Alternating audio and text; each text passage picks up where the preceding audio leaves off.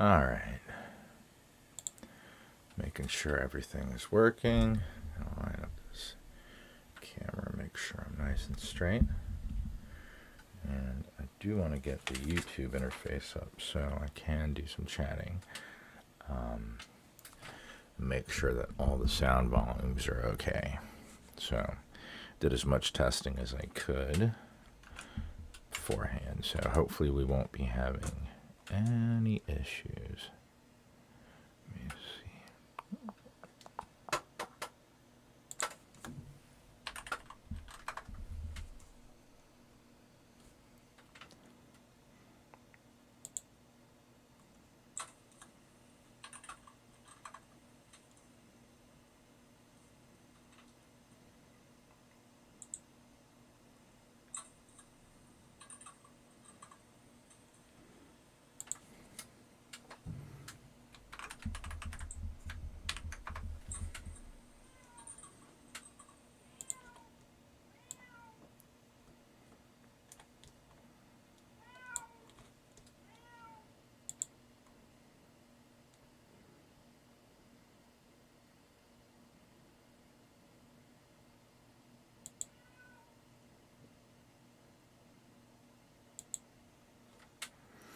All right. Hello, everyone. I hope that everyone's having a good weekend. This was delivered to me yesterday morning. I actually thought it was a different package from another member that we're going to be, well, that's another story. But anyway, this is the GAS67 by CIY, who many of us will know. I came out with the Tester 68, which became a big hit. Some of us were fortunate to get it when it was still at a low price. Same thing with this one. The prices have already gone up. It was originally for sale for roughly $30 US. Even though I got it at a discount, I still paid, I believe, $47. And that's a whole nother story of how I got it early. And it's going to be sold by Keep Monkey. Keep Monkey helped me get this sooner, basically. That's all. So, this is a gasket mounted keyboard. Now I actually wanted to have a PCB for a Tester 68 just to do a comparison. And I'm going to go over a couple little things because I've only just minimally inspected everything that comes with this. And I just wanted to, because there's a couple of things that I noticed about this. I mean, there are a lot of similarities between this PCB and a Tester 68 or any one of the Tester version PCBs, but it does say CIY GAS67 and it does have this switch.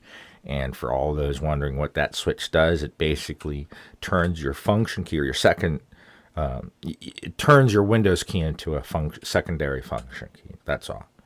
So it's basically a Windows switch key or a Windows Mac switch key, I think. But on the back, we have your hot swap sockets and everything. But one thing that really caught my attention is this. Now this is a USB, a wired only keyboard, but as we can all see from right there, if we have any experience, that's an antenna. It's usually a Bluetooth antenna, although it could be an antenna for any number of wireless things. So, and there is one, I believe, on the same spot on the Tester 68 keyboard. So that's something interesting and something I'm going to look into further. Now this one actually comes with a daughter board, so you have your JST connector there that connects to the board. So this is the PCB. It does have LEDs, as different from the Tester 68. It does come with a couple of pieces of manual that we'll go over here in a minute. Just wanted to go over the case. Now the case is made from ABS plastic. It is flexible now, but it does come into two pieces, and we'll see, you know, what the flexibility is like once we get in there. At first, it took me a second to figure out what these were, but these look like it's just a continuation of the silicone pad that goes between the plate and the PCB, and it serves as the basically to cover the hollow spots where the keyboard sits, as well as still allow space for the switch. So that's what I got from that. And it's actually, it's a decent silicone mat, made quite well. Another thing that I don't see normally on keyboards is a switch pad. The first one I saw it on was the Q75, which I did a video on not too long ago, and I was quite impressed that it had this on there already pre-installed. So basically this is just a film of switch pads all ready to go, and this is gonna also be another thing that's gonna help create a deeper sound profile within the keyboard. And then we have the bottom half of the case. Oh, wait a minute. We have the plate, and the plate is PC as well, polycarbonate, very, very flexible. And as you can see, it has all the tabs that is going to be, those are what are held in place with the gaskets that are put on the bottom and the top case, which we'll be doing here shortly. But again, budget keyboards, even the Tester 68, come with always either a steel or maybe an aluminum plate, but it's a metal plate. And then we have, well, it's a tiny little daughter board, but there's the USB-C connector. I love that it's flush with the case, so you're not going to have any concerns with any artisan cables, any USB-C cables. As long as it works, it should fit in there. In there, it will fit in there because there's nothing to fit it in. The connector is flush with the case, which is a very good design. I just don't understand why they make some cases with literally like, there's a whole gap in there before you get to the actual port, and there's not enough room to get a lot of cables in there. Anyway, we've got the minimal branding down at the bottom of CIY, and CIY, from what I've been told, stands for create it yourself instead of do it yourself. So they just took it and went with a twist on the name, I'd say. But so far, I mean, myself as well as a lot of people appear to be very happy with the products they're coming out with. Now, we also have in the package, now I did not receive this. This was taken out of the regular box, so it could be shipped to me sooner. As far as I understand, orders for this keyboard from Keep Monkey will be shipping out before the end of this month. They're trying to do it as soon as possible, but if anyone has been paying attention to the news, there's lockdowns and everything, so that's just what's delaying everything. Now we have the keyboard feet, which I'm going to go ahead and take out of here because we'll just go ahead and install them so we don't have to worry about losing them. So we have pads for when you're laying it flat, and then pads for the plastic feet that come on here. And they have an adhesive back already, so it should be easy to install those. Now we have screws, and when I first saw this, I was like, oh, they're Allen. No, wait a minute, they're just regular screws. It's an Allen wrench on one side, and it's a tiny little Phillips head on the other. So these are for the case. These are what we're going to put together once everything is put together. This is what's going to screw and hold the two tops, the bottom and the top together. And then these are the screws for the stabilizers.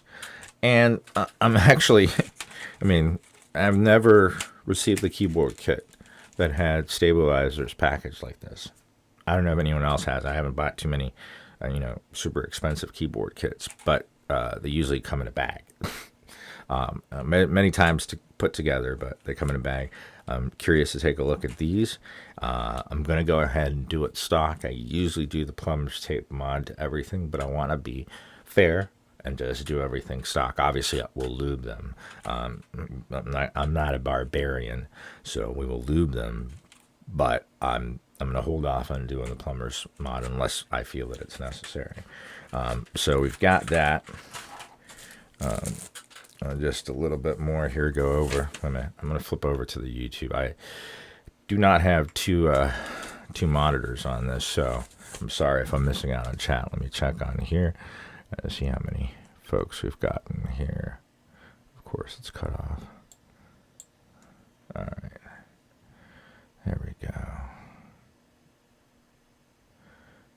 Perhaps there's future plans for a Bluetooth version. Well, it looks to have Bluetooth already provided in there. So I don't know if they wanted to have Bluetooth or they're repurposing boards. I don't know. I really can't say with that having that antenna there. Who knows? I'll be taking pictures of the MCU we have in there, which seems to be, I don't know if you guys can read it, appears to be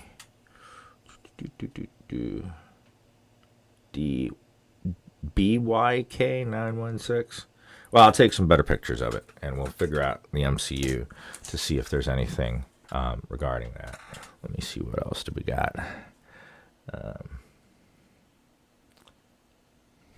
Yeah, no, it's really, there's a lot of surprises in this board, so I'm really happy with it so far, from what I've seen. Obviously, we all want to get to the important part, is the sound. But all right, so here are the gaskets. Now we also have the pads for below the screw-in stabilizers, which is another thing you hardly ever see on any budget board, is screw-in stabilizer support. I think it's actually not even support, it's just mandatory. Obviously, that PC plate's pretty flexible. I doubt any plate-mounted stabs will actually work in there. And it doesn't really look like, let me see, out of curiosity. Yeah, no, it doesn't have the tabs that it would have in order to use plate-mounted stabs. So, yeah, so this has to be on the PCB. So PCB mounted stabs, and not only that, it comes with the pads already. I know I've received kits that do have screw-in stabilizers, but do not come with these. So the only other thing I wish it had were the washers, but we probably don't need them. I know washers kind of help with the spacing of the screws, but these are some tiny little screws, so I don't think we're going to have an issue with that. And then obviously we'll take a look at the stabilizers once we put them together and make sure they're nice and flat. And then we've got the gaskets. The little ones appear to go on the side. Let me see, we got 4. I think it's 2. Yeah, they're on the sides. 2 on each side, on the top and bottom. And then we've got the long ones that seem to go, I think, 3. Looks like 3 along the top and the bottom of both the top and bottom case. Now we've got, oh, this is Chinese. All right, here we go. English. Specifications. It's GAS67, matrix, 67 keys, backlight type RGB, 5 volts, plus or minus 0.5 volt. Working current less than 250 milliamps. All right, wired, hot swap USB-C, switch hot swap type CIY. So the hot swap sockets are made by CIY. I'm going to assume that the stabilizers are probably made by them as well. So this doesn't really talk anything about the toggle switch function. The toggle switch is set on the left of the direction key on the front of the keyboard. Dial down left window key function. Dial up the function of the left win key changes to the function of the left function key. I think we could have written that out a little bit clearer, but that's fine. I don't think it's a big issue. On the top of the case, you can see the switch. But I don't know. I want to say it's not going to be one of those things that would be accidental, but it would be fairly easy to either just shove a little piece of paper in there, or I could 3D print a little piece that would just go in there and just prevent it from going the way I don't want it to. But I don't think it's that big of an issue. Now, also, I was expecting the black version, but I'm actually liking the green version, and I've decided to go with the ACO ASA keycaps, ACO Wave ASA keycaps. I'm still stuck on which switches to use. I have some lubed ACO CS silvers, some Gatoron silvers. They're unlubed. They're lubed from the factory. Then I have some ones that I lube the JWICs, the blacks, JWIC blacks. And then I have some pre-lubed from a while ago, some ACO starfish. So all linears. And that's what I'd like to put in this. And I don't think I have a good patch of tactiles that aren't being used at the moment. So we're just going to stick with a linear build. All right. So we've got little feet here. These appear, yeah, these are for this and this. Oh, one more piece of paper. That's right. I just wanted to go over this. I think all of this is in Chinese. but this basically walks us through the steps of building. And since I do not read Chinese, this is not going to be much help to me. But I did watch the video, so I'm fairly certain it should be, I mean, standard build for the most part. It's one of those things that you're not going to be able to put it back together like maps. Maps, yeah. They used to come in folding pieces of paper, believe it or not.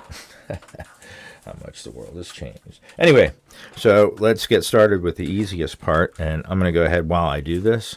I'm going to switch over to YouTube. I almost said the YouTube. All right, yeah, I've got it. Pause. I was wondering why.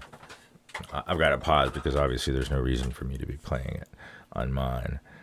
Actually, I could put it on mute. Just make sure it's all where you at, up to date. All right. So anyway, wait a minute. Is it coming through? Or am I just having issues here? Okay, now it's coming through. All right. So anyway, let me read real quick. Keyboards recently. The Tester 68 is my first and only keyboard build, so might be a nice upgrade in the future. Yeah, I think there's definitely an upgrade over the Tester 68. Reindeer Dash, hey, how's it going? And just another person, what's up? My life would have been a lot easier if the Tester 68 and all these boards around were around when I got into this hobby. I mean, yeah, they're really interesting, and for the price point, it's a good deal. Reindeer Dash, I like the color scheme. It looks like the original iMac from 1980. Almost, yeah, it's very similar. They had quite an array, a rainbow of colors, I want to say. But yeah, it's very close to one of the colors they had. Like I said, in pictures, I wasn't very impressed, but I like it. I do like it. Let me see. Unlubed switches in any board ever again. Now, there are some unlubed switches like these Akko Silvers and the Gatoron Silvers. Wow, they are. There's no scratchiness on them out of the box because they do have the factory lube, but it's film, but their tolerances or something, they're smooth. Now, they're super light springs, so that's why I put them up on the list. Let me see. Pigeon. What's up, Pigeon? Hey, how's it going? I can try to get the instructions translated for you if you need anything. Hey, I appreciate that. If I do need some help, I know who to reach out to.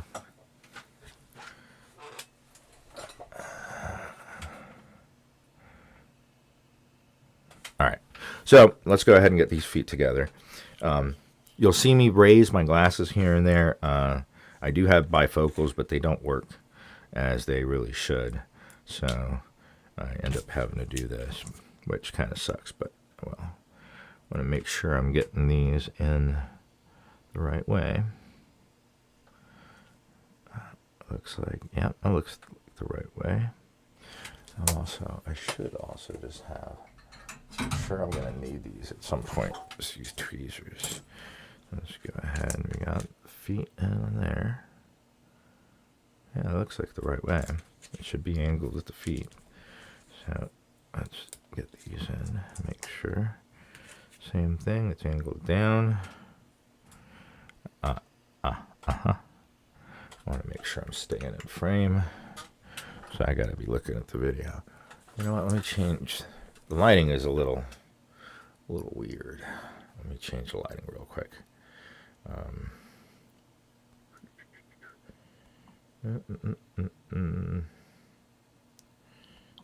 How about, is that better? Yeah, that's brighter. That's better. All right. And I can see much better. So, hey. All right.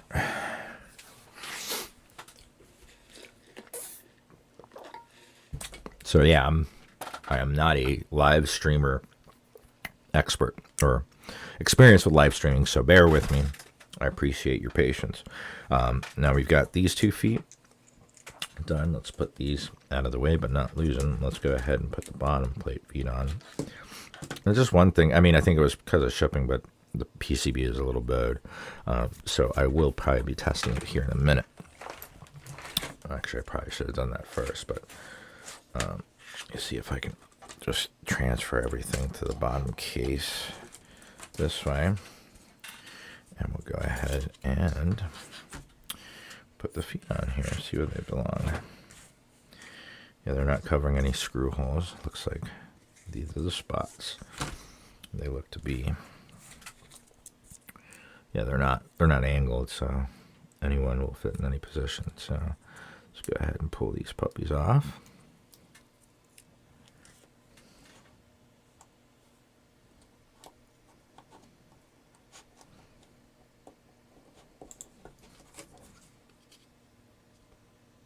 All right. Just want to make sure it's angled nice and well in there. Easier just to peel the beginning of it off with my finger, because they're on there pretty good. Some of these rubber feet come with some amazing adhesive on there, almost like a super glue. Some of these come off quite easy. I've noticed actually the Tester 68s. I thought they were going to be bad, but they stay on there. They do stay on there really well. I had one pop off, but I found it, and it was due to my mishandling of it. So, all right, put another one on. And then put another one on. All right, and the slots. Now, so yeah, I was as I was saying, it's probably a good idea to go ahead and we got the daughter board. Tempted to test the PCB, but I mean, if we get there and it's bad, oh well. I mean, not that I can't put it together, but I just want to get to building this thing. I'm a little excited. All right, so let's go ahead and get these stabilizers put together. We're going to need some dielectric grease, and this is what I use. Works great for me. Let's see how these stabilizers are made. Gotta say, it's nice packaging, you know, for items that come with your keyboard kit. I don't know, especially budget. It's like they went above and beyond. They truly went above and beyond when it came to how this what this keyboard comes with. So let's move you guys aside for a second. Let me get these bars out. Let's check these bars. Put my phone.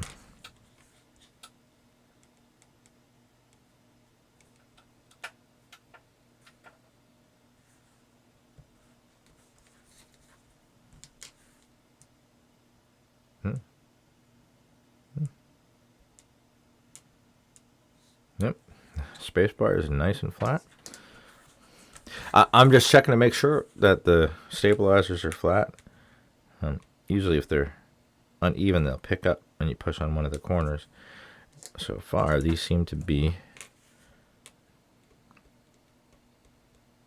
nicely well balanced, because they're not, when I was pushing on it when it came up, but these are perfectly balanced. All right, so let's take a look at the stabilizer stem. And yeah, no, these have got the nice feet. They do not have the piece you need to clip off. There's some nice looking stems. I'm actually digging the sky blue on them. I think it's a nice contrast. I mean, I wonder if they're the same color for every color pick. Like I said, I originally wanted the black, but I'm fine with this color once I saw it in person. It's actually really nice. So I want to do the housing. So the housing, and these are screw-in. Let me see. Get it in the light. There we go. Yeah. Seem like decent stabilizers. All right. So let's go ahead and put this stuff aside. Go ahead and be nice and put these back in the case. Oh, that's the lid for that one. Sorry. Wrong one. I try to keep things neat. I don't have a box that came with this one, so I'm just going to have to make do. I'm sure I can rustle up a box somewhere around here. Oh, sorry, that was probably loud. I hope that I'm coming across not too loud. Hold on, switch over to YouTube. All right. Now, let's go ahead and make sure there's some dielectric grease on the end. Use the cap as a little bit of a... Sorry, I've got a bit of a bump here. And we'll go ahead and put these puppies together. Like I said, I don't know if I'm going to need the Holy Mod for these, but I'm going to go ahead and just do it standard because I want to do a stock. I mean, it's close. I mean, this is stock basically. Experience of what this board sounds like. So let me go ahead and let me pair these off. Oh. Make sure they're all in the right position.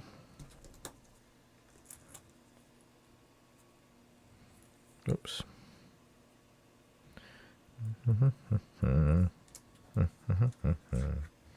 It's nice not having to clip them. I like when they're made this way. But yeah, if I would have to guess, I would say CI, when I made these, as they do make switches, the CIY Evo Reds are one that I know are theirs. I'm not sure if they make other switches, but for me, the CIY Reds, I don't know if anyone's had a chance to try them. I think I got them about 18 cents a piece, so I got a few of them, and on their own lubed, I mean they're decent. They're just, for me, too light. I pop in a 50 gram or heavier spring on it, and a dual stage especially, and it makes for a really nice switch at that point, especially lubed. And I don't know if it's placebo effect, but they seem to be really nice with film in them, but it could have just been a placebo. All right, so we've got these housings ready to go. Well, if the stems would like to stay in there. So, I mean, they seem to be, I mean, obviously it's got to have a little bit of room back and forth, but we're going to see what it's going to be like once the arms, the wires are in there. Let's see what we got. All right. So let's put you in.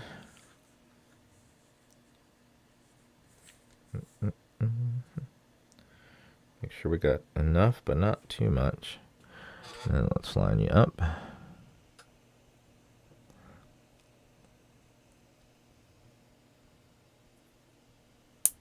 All right. You're good. All right, let's do the others.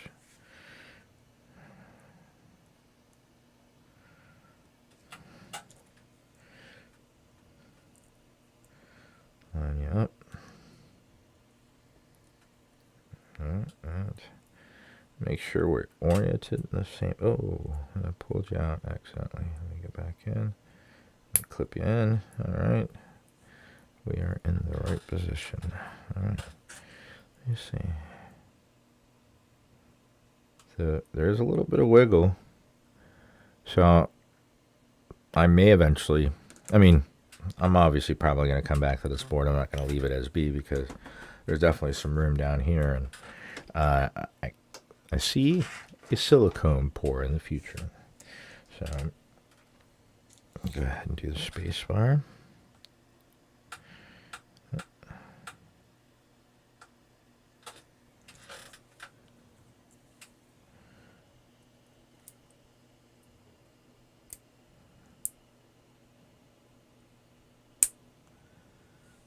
I got a little extra right there.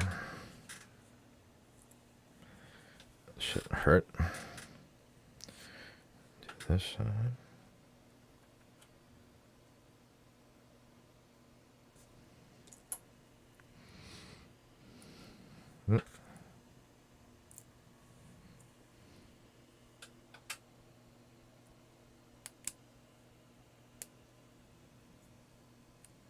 And of course I pulled it out, let it back in.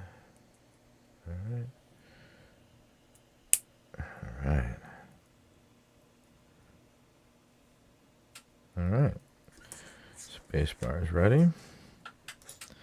There's 2 more left, and then we can get on to screwing them in and putting it together. Because, I mean, we got that and the gaskets. That's pretty much, well, and closing her up. Trying to get that big glob off. All right. Why did you go a bit up on, but not that much up? All right, take that little extra bit off. Doesn't matter if it goes up on the corner a little bit, but just not too much down the bar. All right, so let's get you in. Sorry, I'm trying to make sure, trying to focus on what I'm doing, but also to make sure that I stay in frame, because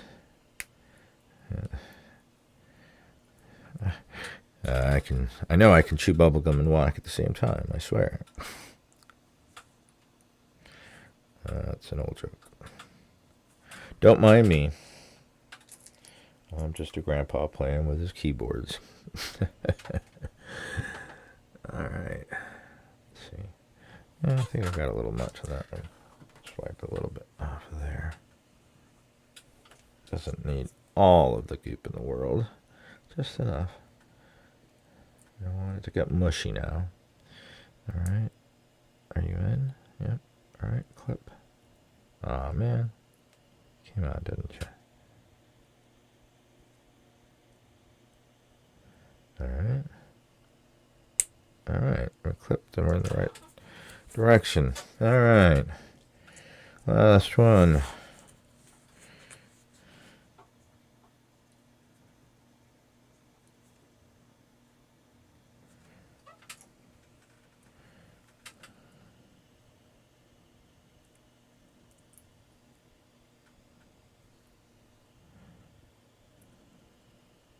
All right, and just one more leg. All right, you came out, didn't you? All right.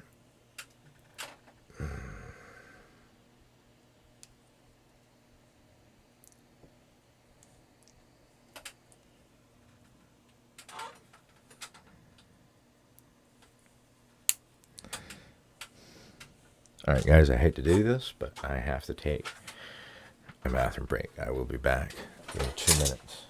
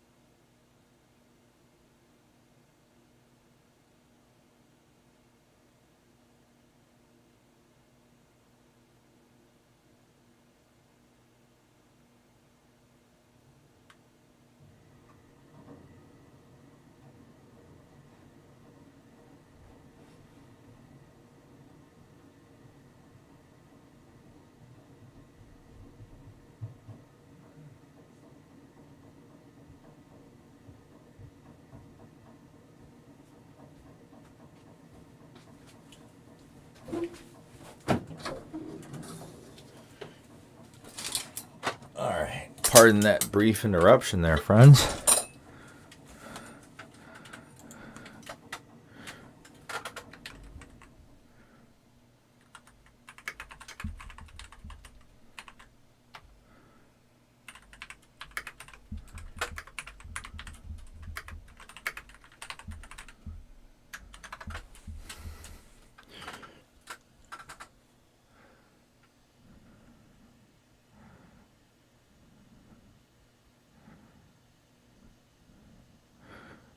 Hey, what's up, Harvin? Good to see you. Yes, the stabs were a tight fit, so I'm hoping that these will work without needing the whether it be the Holy mod or the plumber's tape mod. I prefer the plumber's tape mod, as I've had binding issues, but it could have been just user error. All right, so let's go ahead and take the parts we don't need for now. There's the plate cover, and this is very thin. It's very soft. It's almost silky. I like it. Take the plate and 2 parts of the gasket, the 2-part gasket, and take the PCB. All right, we need a PCB. That's what we need right now. And I had a bump there that doesn't want to go away. I am going to put. All right, I'm going to put my drink over there. Sorry. Let me keep that down. All right. I want to work on the PCB here. So before I do anything, let's go ahead and put the pads on. These are the screws for the stabs. These are the pads.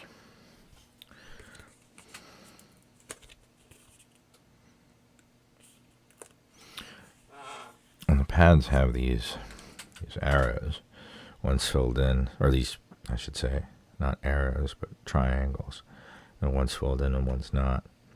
So one probably means the screw one. They go this way. So, I mean, the screw on the clip.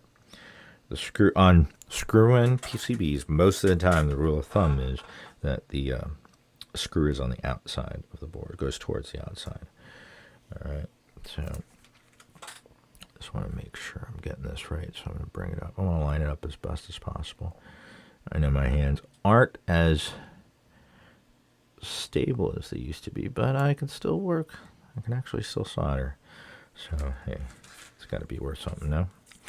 All right, so it looks like we're doing it this way with that meaning towards the little one, because one is slightly bigger than the other one. So, yeah. Again, this is something that I find quite surprising for this budget board. That, I mean, I know it started at $30, but realistically, this is going to be in the $50 to $70 range, because there's going to be, you know, third-party people involved. Unfortunately, I got in early and got my first. It was actually from Keep Monkey. I got my first Tester 68 for $19.95 plus shipping. So I was one of the few, and I was like, hell yeah, I'll give that a try. And I was surprised. I was probably one of the first, unwilling but evangelist for that board, because I was just surprised at how much of a board you were getting for that price. All right, this one's over the hole. I don't want it to interfere, so let's go ahead and pull it up and make sure we're not hurting the PCB in any way. I feel like I'm installing a screen protector on a phone. They're always fun. If you've done that, no fun, right? Yeah, yucca, yucca, yucca, yucca. All right, let's try to do this again without actually blocking the hole where the stabilizer is going to go through. It's supposed to be a pad, not an impediment. All right, I think we're good there. Yeah, a little crooked, but we're good. Let's pull another one off.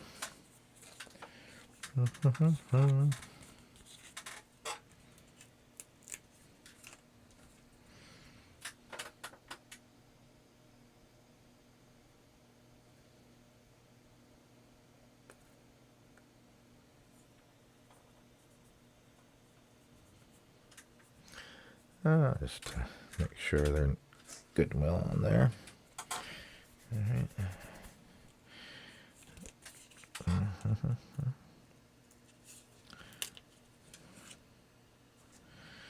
Here we're going this way towards the outside of the board. Make sure we line it up.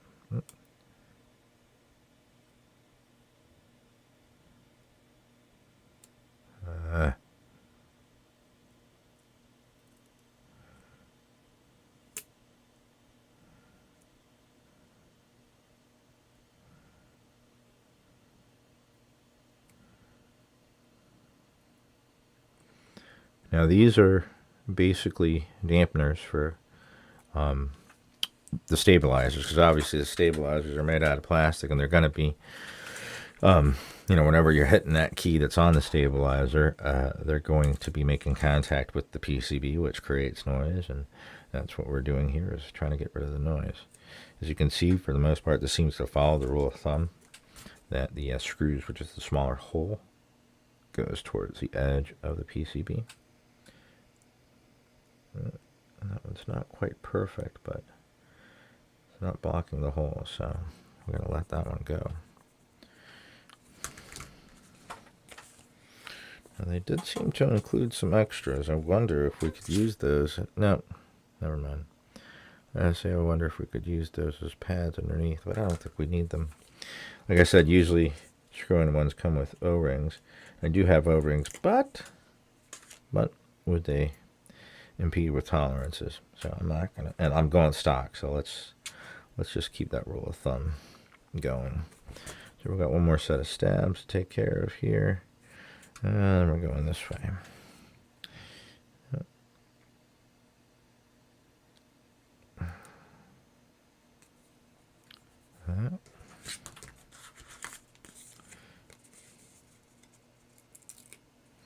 So basically, got a whole nother set and more of PCB pads, which is, like I said, again, it's a simple addition, but it's a nice addition, especially for what is considered here a budget board.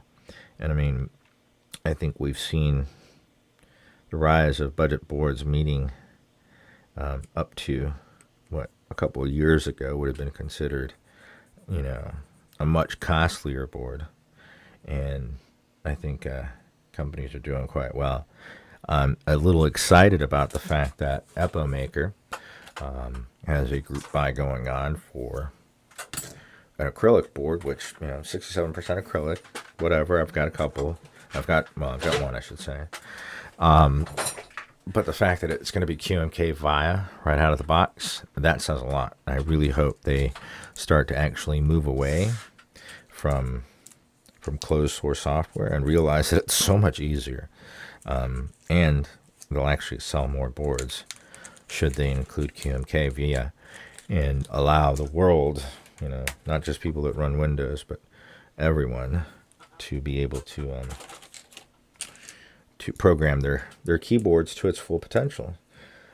It's not like they can't use, there's actually Red Dragons that use a MCU that is capable of flashing Sonic's QMK, which is also what turns, I believe, all Keychron K, C and Q or K and Q series boards into QMK compatible boards. So let me make sure this size is just right. I don't know where my screw tray is. I didn't mean to clean up prior, but I didn't. I wanted to prep for this. I'm just going to pour them in there so they don't get lost. Alright, so let me see if this screw head is good enough. Yep, that looks like it should work. So let's go ahead and start getting these puppies put in. Take a break for a second and just read, see if I've been missing anything.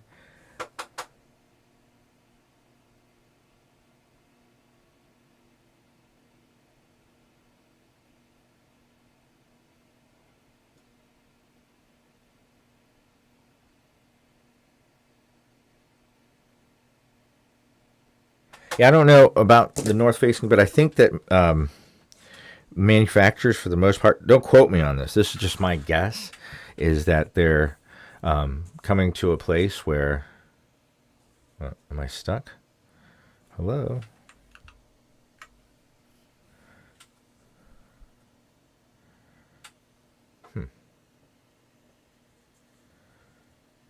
I hope you guys can see me.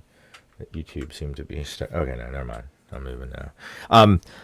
With the north facing, I think they are doing it less as a cheaper choice, because I really don't think it matters. I think they're doing it because they're taking into mind the consideration that most keycaps that have shine through are meant for north facing LEDs.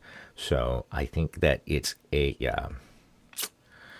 it's basically they see how, because don't get me wrong, I don't have market figures, but I do see a lot of shine through keycaps, and they seem to sell a lot. I do, and most of the majority of the boards I've had commissioned, that's one of the first things that the owner has said is to make sure that the light shines through. So there is a group of people that really do care about the RGB, and also the fact, compounded with, and like, again, this is just my opinion, I'm not stating anything as a matter of fact, but the fact that a lot of switches have updated their molding. And yes, there are a few, newer switches that still cause interference with cherry keycaps. Many of them have changed their molding and have adapted. And there are, it's not like cherry is the only profile. There's many profiles out there, and they have no interference. So I think that's part of the reason. Anyway, sorry for my rambling, but I wanted to throw my 2 cents in about that. Sorry. But anyway, let's go ahead and pop these puppies in first. It's usually best to make sure that you got them nice and flat before you try to get the oh, wait a minute, this is backwards, right? Yeah. Oh, see, I was doing it backwards. Oh, there we go. Oh, that's actually got like a little, no, that's one piece, never mind. It looked like it was a little button, but all right, they're in there. Now, that's one thing you want to make sure that when you're screwing these in, that these clips remain in place, because if there's any gap, it's going to be issues, guaranteed. So yeah, probably shouldn't use this, but I'm going to anyway.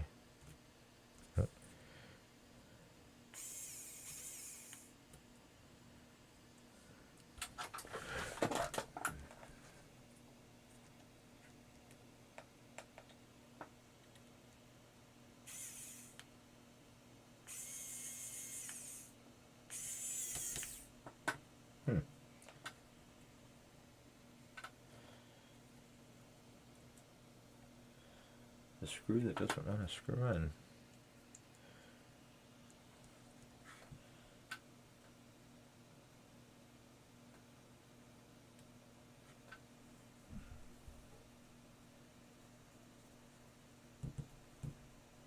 It's just a little tighter than I thought it would be, but to make sure to tighten it, but we don't want to be squeezing the PCB. That's where, make sure that clip is still in. Nope, and it's not moving. Alright. Alright, so if I had handy my manual when I would do it, but this one's fine for doing it manual. Alright, this clip came off on this side, so let's go ahead and fix this before we lose that screw. Let's put that there. Alright, so we're clipping it in. Oh, sorry about that.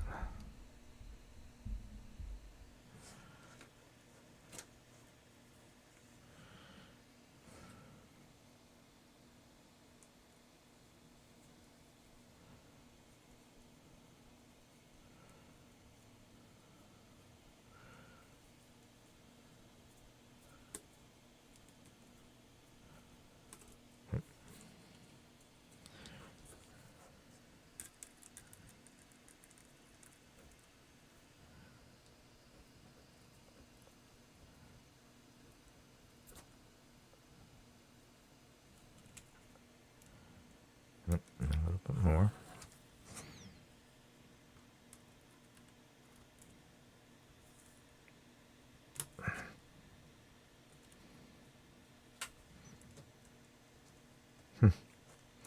Still needs a little bit more. Oh.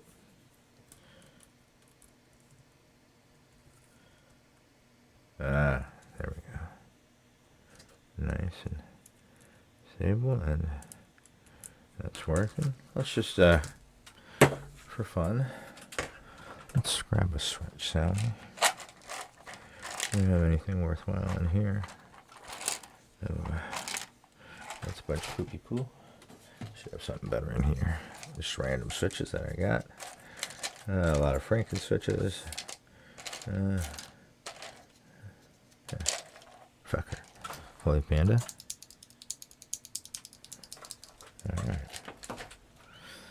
Just out of curiosity.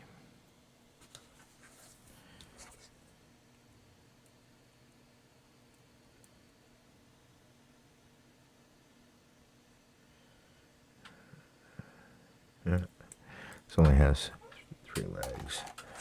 I want a 5 leg in there because we don't have a plate, and I just rather not take a chance. Sure, I have one in here. Or I thought I did anyway. Oh, here we go.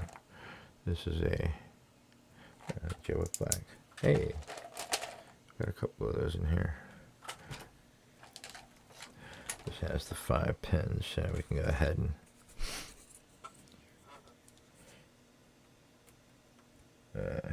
yeah, much more comfortable with that. And let's find my space bar. I have another one, but here's one. Just a cherry. There's an extra one or something. Came with a keyboard, I believe. Just a black one. Very cheap PBT. So I don't expect magic out of here, but I just kind of want to get a preview. Let's see.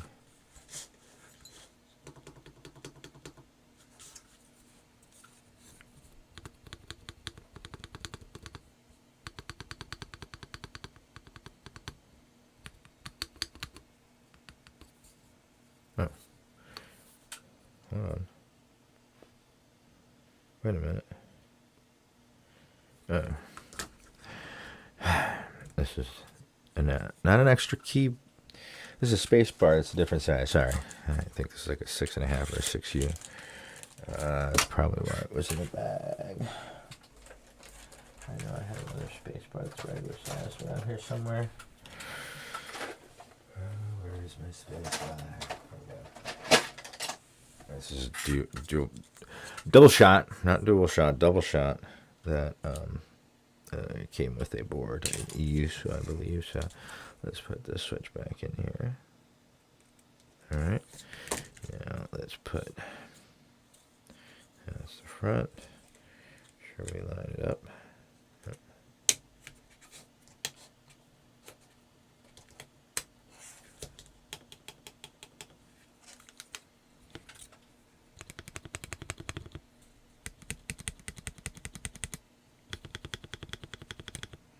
For stock, I will say that's not bad. That's not bad.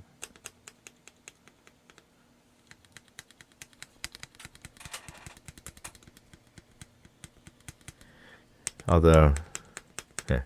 All right, we're going to continue with stock, but I'm pretty certain I'm going to end up doing the whole. Yeah,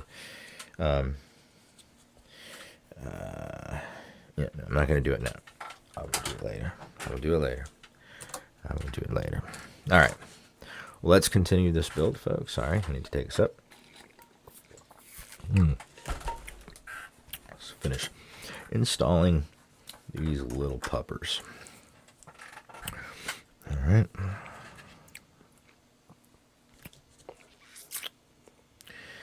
Big hole is for the clip.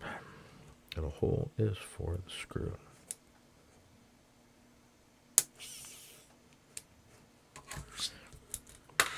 Yep.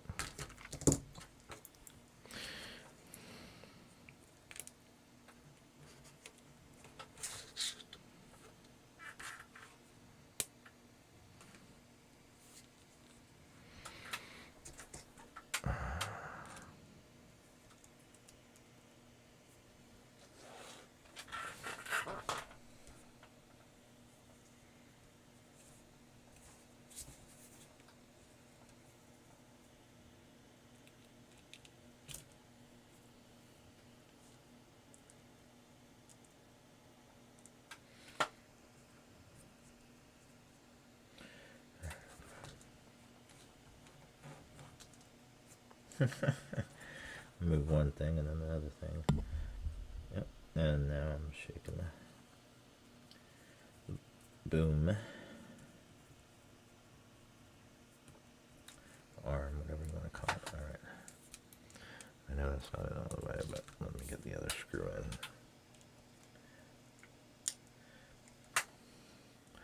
I may end up replacing these screw-in stabs.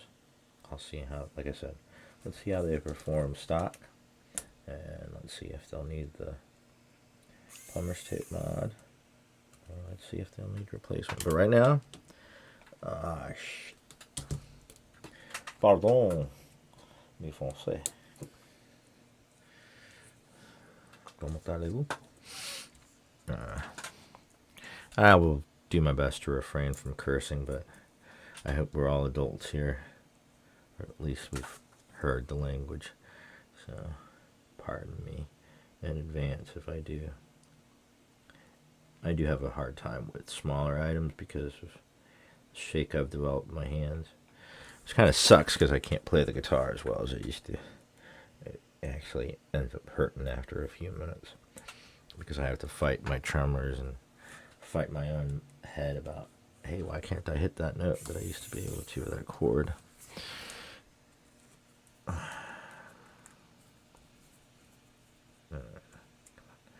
Let's get you in there straight, please.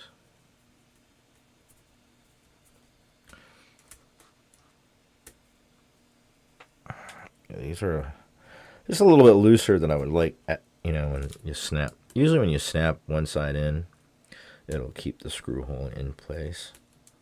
Alright, script. If you slide, or at least pop both of the sides in, it'll keep it in place, but this one just keeps wanting to. Alright, that one, they both still need some tightening. Trying to just do it by hand so I don't break any of that plastic.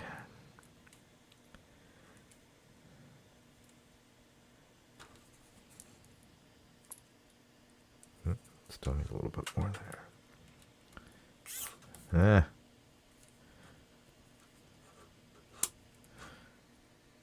Yep.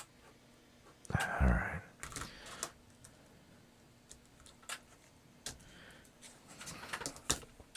All right. Again.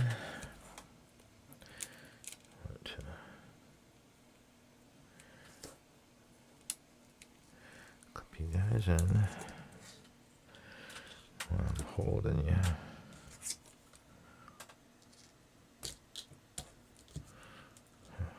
Funny, I wanted 2 screws and that's what it picked up. But can I get it on that end with one hand? That's a big question. Probably could have picked a smaller bit, but live and learn. Again, I probably should have had my hand held out for this one, but alright. Almost, but enough to where at least it'll hold one in place. The other one will have to be replaced or moved back in place. There we go. Come on. Come on. I apologize for my ramblings, and it's hard to do the chat as well as do this and film all at the same time. And I appreciate everyone that's here watching. I am by no means a keyboard master. I am still just a tinkerer. I'm learning, even though I've had a mechanical keyboard for years. The pandemic really is what triggered me going down the rabbit hole in every single way you can, from hand wiring to PCBs to Franken switching to, well, just everything. That one seems solid. This one needs a little bit. All right. Alright, those are on there. Good. Now, they did provide also an extra set of screws for anyone wondering, which is nice. I've seen some kits provide like one or none. Like, lost a screw?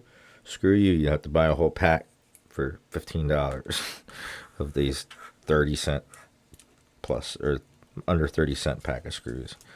I'm exaggerating, but it just seems some companies want to take advantage of customers. And I'm just not fond of that. I understand companies have to make money, but no reason companies have to make money while also, ripping off their customers. Because what's a company without customers, right? Am I right? All right. So we're kind of snapped in there. Let's keep our fingers on the money. We can do 2 again. Oh, we did 2 again.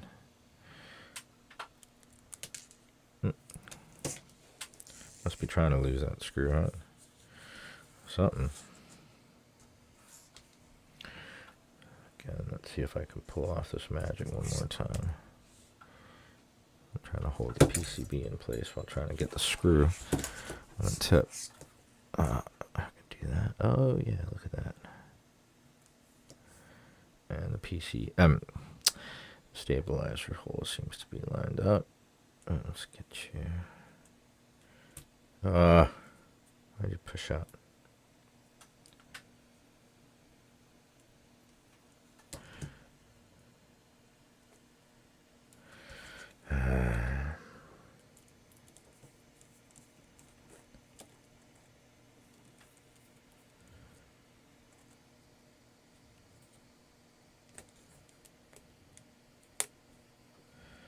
All right. They're snapped in there. Can you stay in there, please? Cut.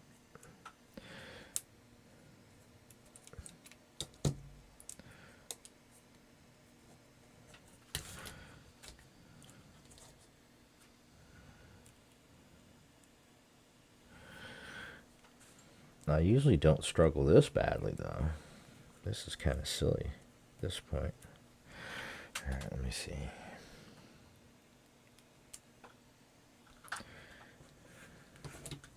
I want to say it's user error, but half of me wants to say it's the stabs in these screws. It's kind of odd. So, very likely they're CIY. Maybe they're first run out of the park. I don't know. I'm just making speculations at this point. Alright, that seems to be in. Alright, this needs to... Alright, both of them are snapped down. So, let's screw both up. It shouldn't fucking pop, shouldn't pop out just by starting to push the screw in there. You're supposed to stay in place while I screw. That's the whole point of being snapped. Alright.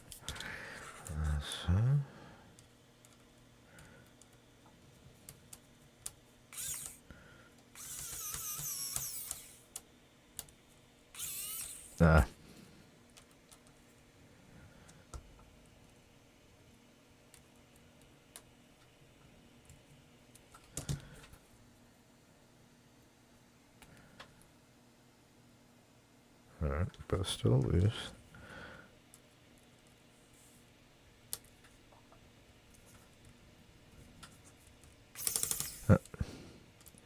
Let's try not to strip this gray. Yeah, I really should have used a different tip.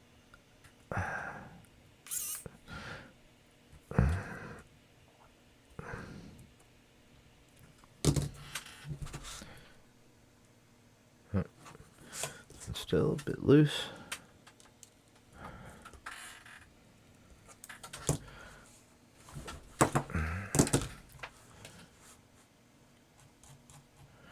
I accidentally scroll down. Let me, all right, take a look at the chat.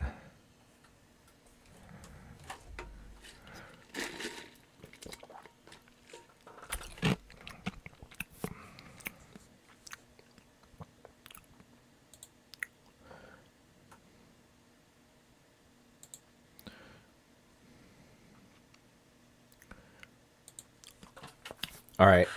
I guess people don't mind me rambling away because I do ramble.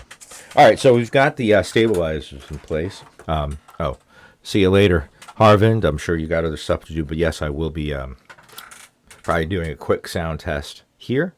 And then I'll also be doing a proper sound test video once everything's put together. All right. So now that we've got this done and out of the way, let's find a spot for it. Actually, no, we want to... After that is where we lay this. I still got work to do. All right. So now that we've got that, we have this, which goes, if I'm not mistaken, this way. All right.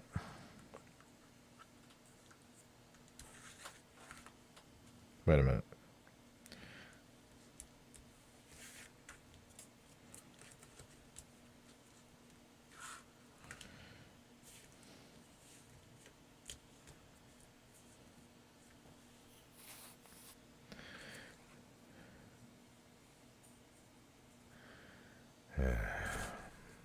You guys see what's going on? Did I just screw up? I think I may have. Let's see what I can gather from this.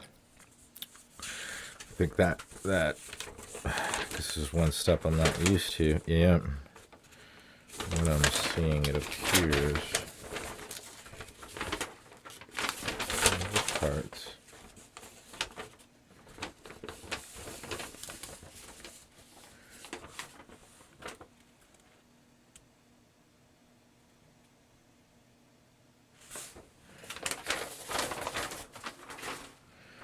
Because that's not right. That's going to just impede on the bar. So,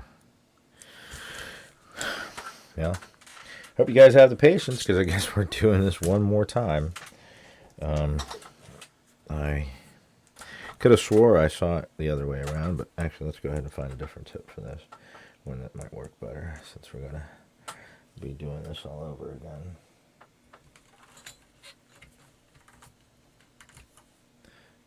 That one might be too small.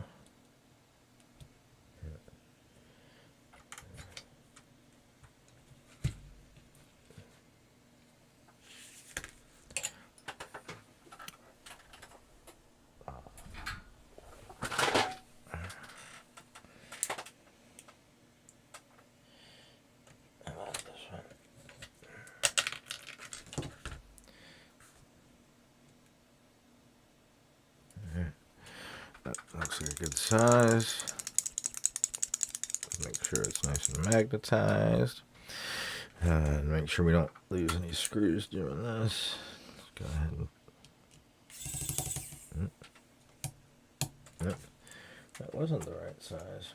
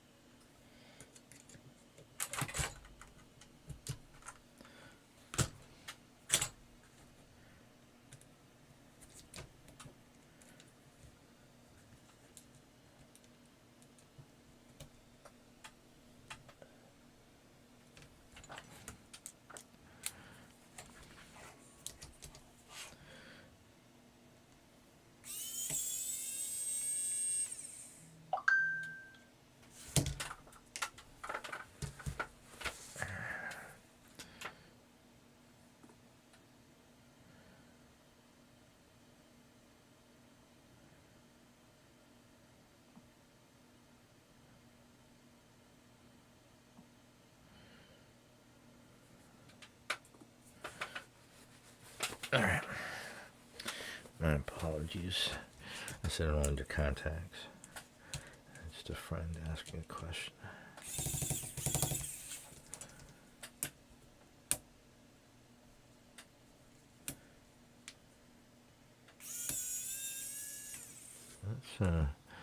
Let's set you to the side since we got some extras, because you're being a bit of a pain.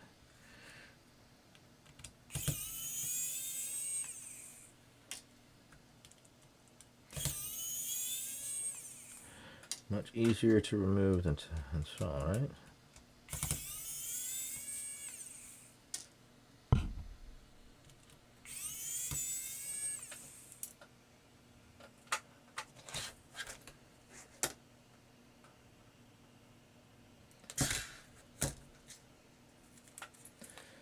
That screw just up and disappeared there for a second.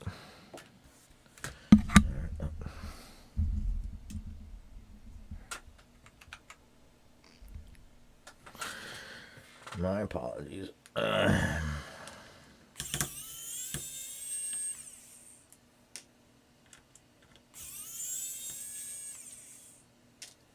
right.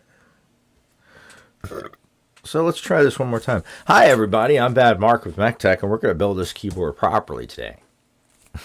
All right. So apparently this goes like this. Yeah, that makes a lot of sense.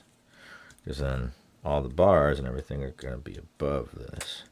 So obviously we want to line it up so we're not covering up any of the LEDs or the ports, because this is quite like I said, it's silky, like it's almost like a silky rubber, or neoprene, I should say. But because it's so thin, it has almost, I would say, like a static electric kind of cling to it, because it doesn't have any adhesive on it. But it definitely, once you put it on, yes, my table is a bit of an angle because of the white background that I have here. I wanted to use a single color background because I think the mattes might intrude, with the colors. That was just my thought. Again, I'm still learning to do video, and I've started so many blog entries that I haven't finished because I move from project to project. But I really enjoy doing videos, so I'm focusing on that. But I want to write the scripts that become blog, but also will serve as the main outline for when I do videos, especially video reviews. So I make sure to cover everything I want to cover, because many times after I do the video and post it, then I'm like, oh man, why did I talk about this? Why didn't I talk about that? So writing a script, I think, will help me get all those ideas out of the way once and for all. So anyway, let me go ahead and go back to the fun part of installing stabilizers. So I would love to just stick them all on there if they actually stayed clipped, and then flip it over and screw them all in, but that's not the way the cookie crumbles. Again, screw towards the outside. Follow the rules that you just spoke about on the video. Again, I'm thinking about the actual video, and I'm out of frame while doing it. Wascally wabbit. Alright, so let's try this again.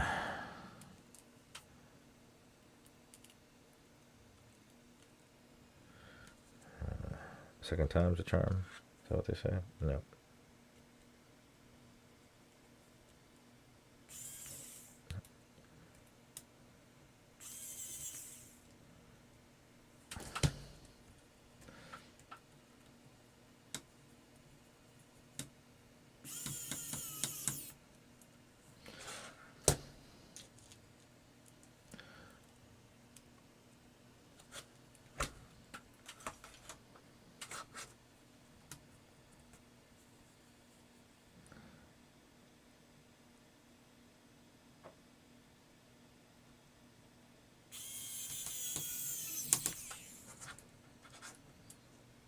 Alright, that's good.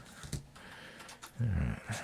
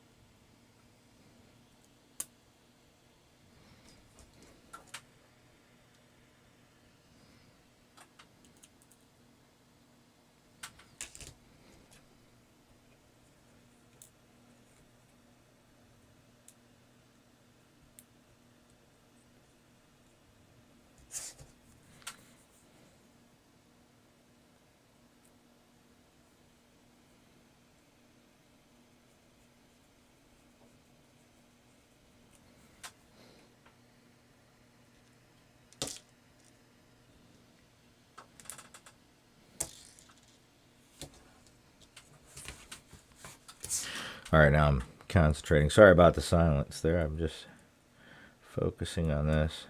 I guess I could have probably put on a background track, but again, this was really one of my first real streams with audience members, besides me just having previously streamed my 3D prints while they were going. Actually, it was funny because people actually sat there and watched them, though I really shouldn't laugh, because I would sit and watch when I first got my 3D printer and literally watch smaller prints like Ben's or a cube come to life, and just, even though I had the camera and the time lapse, I just found it very neat. So I think 3D printing and this hobby works very well together. There's a lot of things besides just cases that can be done to enhance or improve keyboards or make new keyboards, but it's great for definitely for prototyping. I've got some ideas, and when I have some time, I would like to prototype some keyboard models that I think would be, I'm not going to talk about it much now. It's all just a dream right now once I actually have something. Because, I mean, I actually do want to focus on an app. I want to build an app for keyboard enthusiasts that basically allows you to store your whatever current keyboards you have, switches that you have, what keyboard they may be on, but also be an all-in-one place for you to be able to not only, I mean, because one of the biggest questions we see on budget keys are, what keyboard should I get? What keyboard should I get? And I think I'm trying to whittle it down to just a certain number of questions, basically, that will help.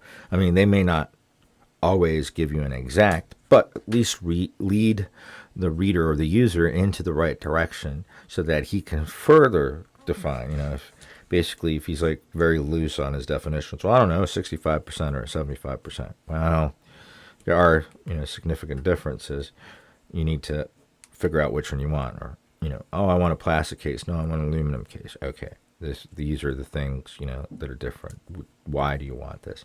So basically a set of questions that would help determine, help match, especially newcomers, but old comers alike, with new keyboard kits, and point out things, because based on their preferences that they set in the app, it would say, oh, well, you don't usually like this. Oh, it has this feature.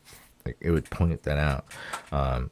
But then basically allow them to do kind of like PC Part Picker, not buying off the site. It would point to the sites, basically be able to build you a shopping list, per se, of the keyboard parts, to get where you want to go, to get to your end game in that particular build or project, and with taking your, geographic location into consideration, because that's one thing that we have found. We definitely are worldwide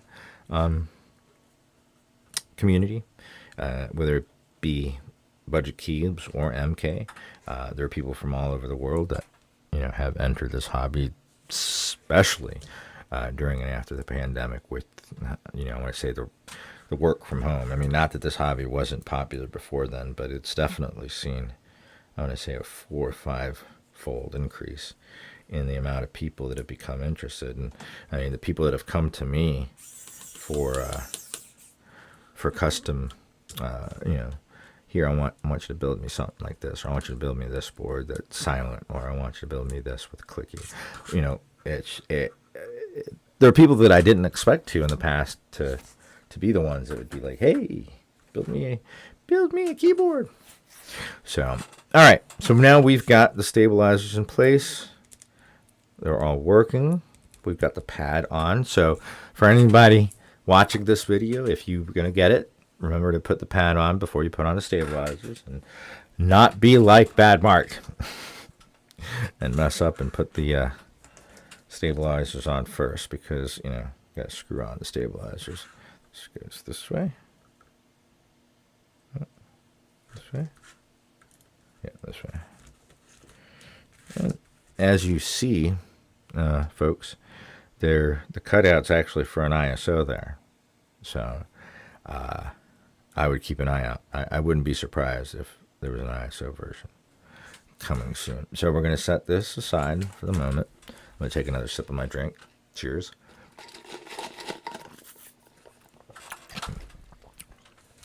Now, it's time to do... Oh, we don't insert them on here. We do them on the case.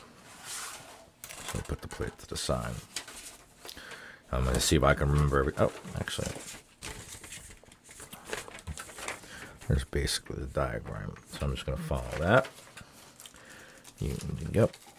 You're a shorty spacebar. Oh, there's an extra screw.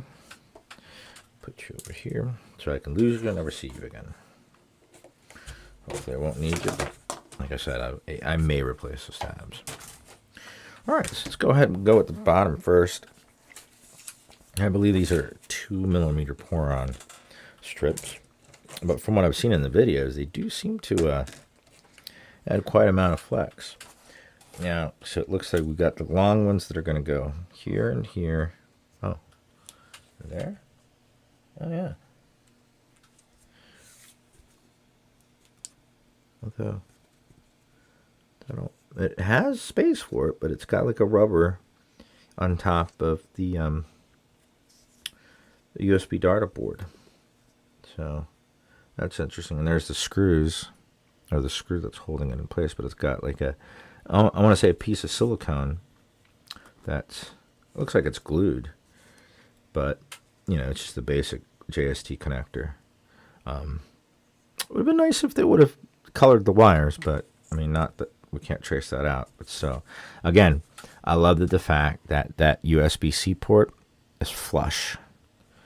So we're not going to have any issues with the cables. I mean, obviously, the included cable, I'm sure they tested that, but it doesn't matter. It doesn't matter this width because you don't have to worry about sticking that in.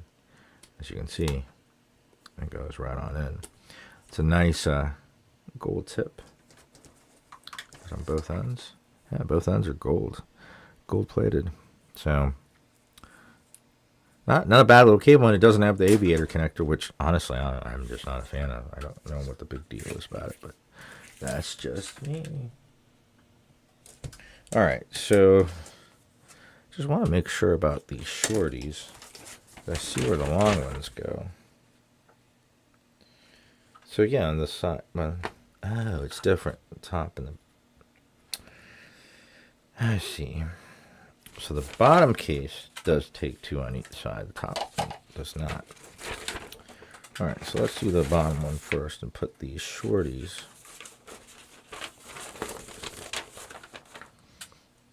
over here.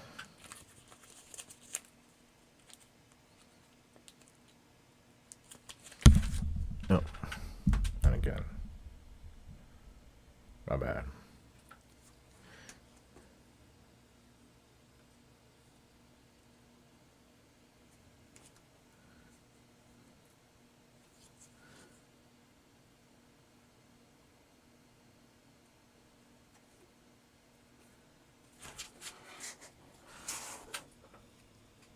There's one there. See, you can see the gaps that it has laid out for the gaskets.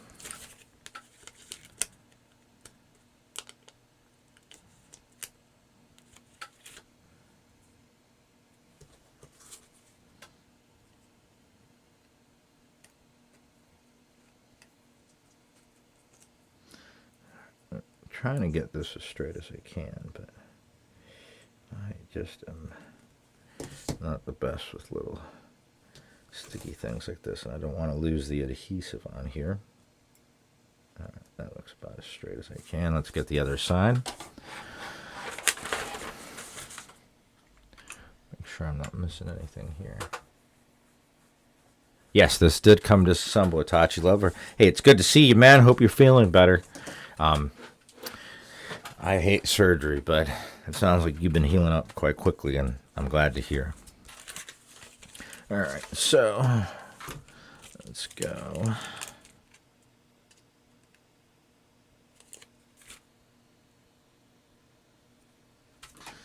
All right, one here. Just gonna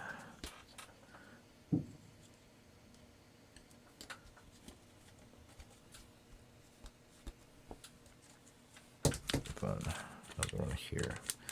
Now, even though these are fairly thin at 2 millimeters, the videos I've seen appears to give it really a good amount of flex.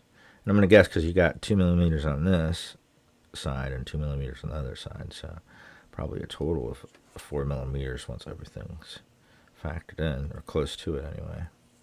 Come on, I just want you straight.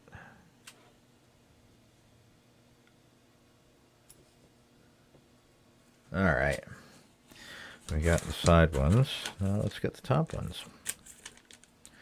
And again, another good thing about this board, again, being budget, they have thought of everything. There are extra gaskets in here. So, oh, I messed it up. I need another one. Too bad you need to order another pack, or we don't sell them. You have to order another keyboard altogether. I don't know if that's really been the case with other, but I mean, budget boards usually do not come with extras. They usually are as,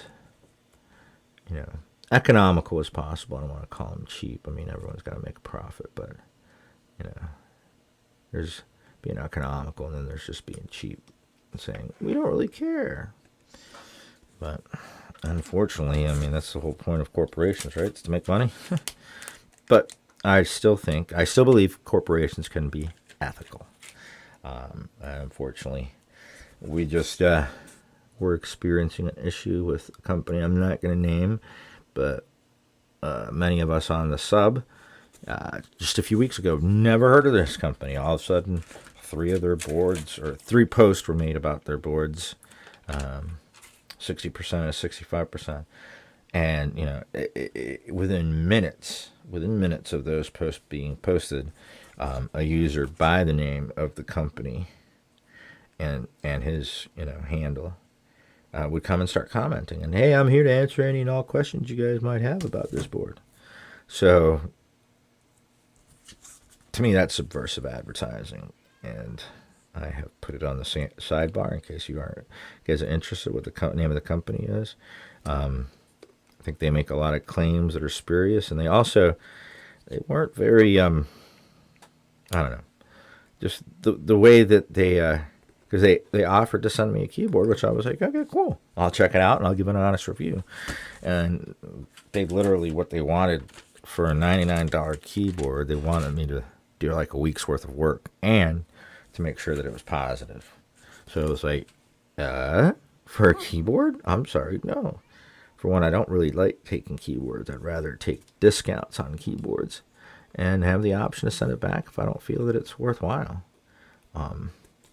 But human nature is, if you get a gift, even if you might, well, this could have been done better. I mean, you just kind of hold back. I don't know. Most humans, I would say, not everyone. All right, so it looks like we got the gaskets in there on the bottom one. Let's go ahead and move to the top plate, which they did show it as slightly different. They're just basically all long ones for the sides and the tops. So just keep on going. I'll do the sides first.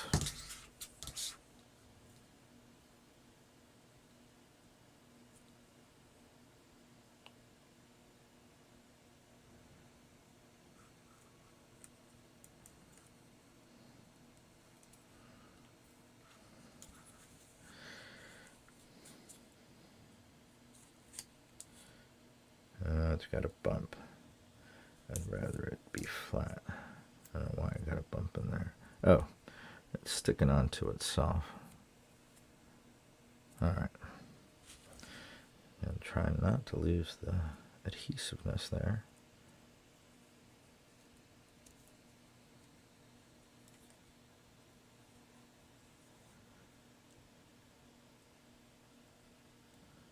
Alright, one there. One on the other side.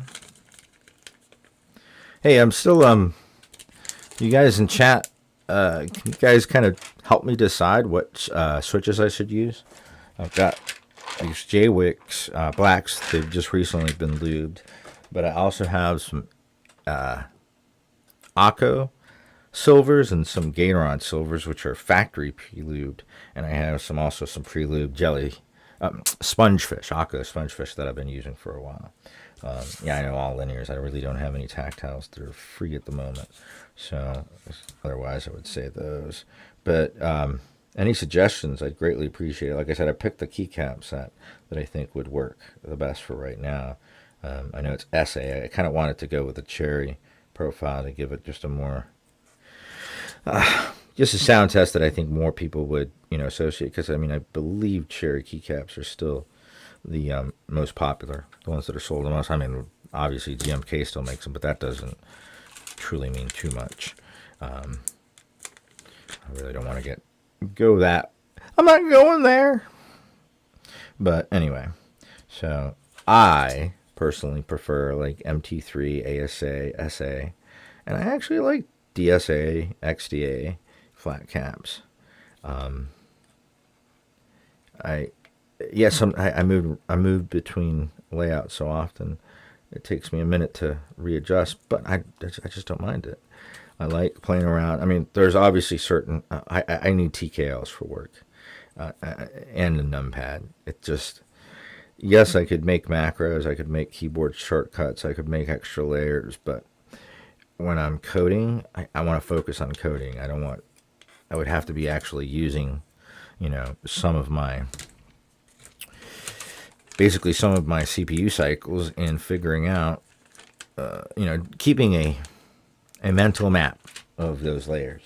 And that's where basically just slows down my productivity. And it's like, well, I love it. I love playing with them, especially if it's, on one of my laptops. I'm either just messing around or browsing the web, and, I know where those extra keys are at because of the programs that I primarily use, browser, whatever might be installed. And I really don't have to think about it. And I do enjoy smaller keyboards because, they're nice. They take up less space, and especially when they're programmable, you can, make them do pretty much anything you want them to. Oh, actual backing came off with that one. All right. This goes on this side. Oh. Okay, sorry. This vibrates, and it will literally just keep vibrating, even though it's on a pretty sturdy stand. Oh.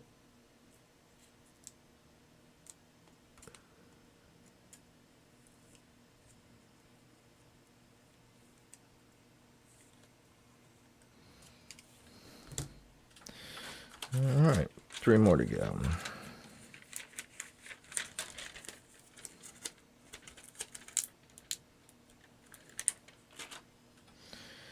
Oh, we're close now.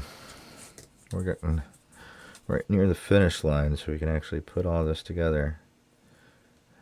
Again, right now I'm just leaning, because they're closer to me, I'm leaning towards the J-Wick Black Slubed or the Jellyfish. Or, yeah, Spongefish. No, Jellyfish. The Spongefish are the tactiles. The Jellyfish, the linears, the purple and green monster ones. I like them.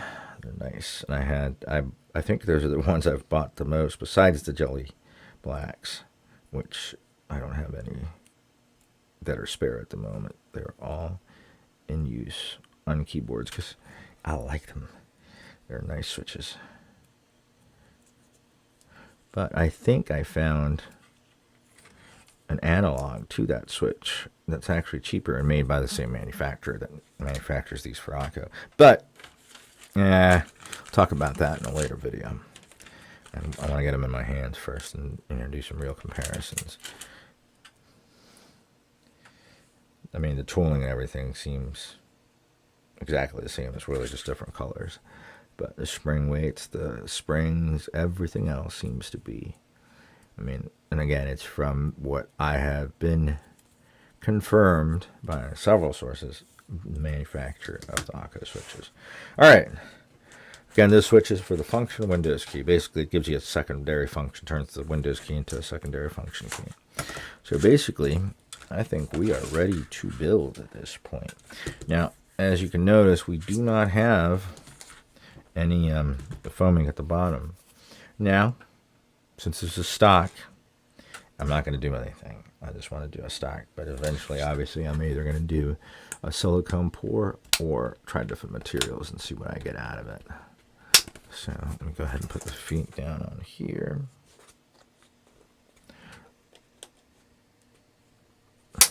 All right. And what we want to do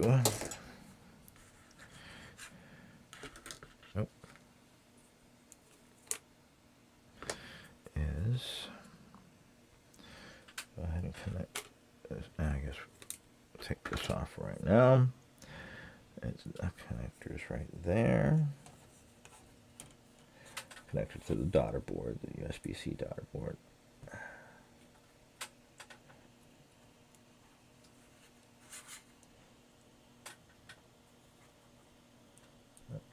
I think it's upside down. Yep, it was. Right. So now you should go in. There you go. All right.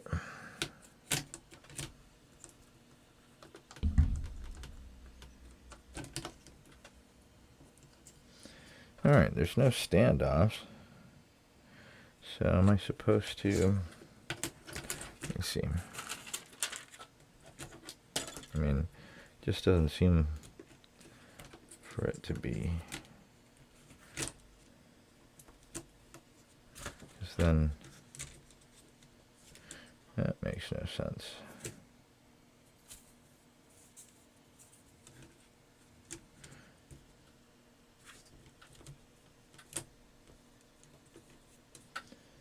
Huh.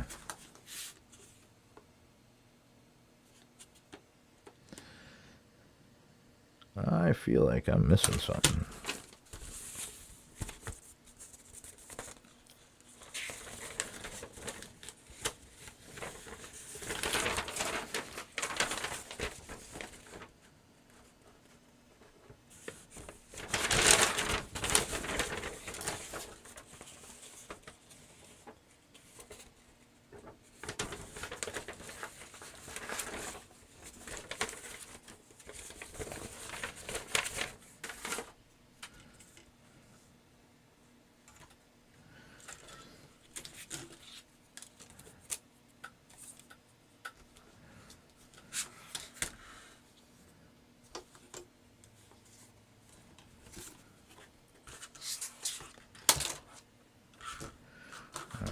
Now I did see them use switches, so I guess that's what's...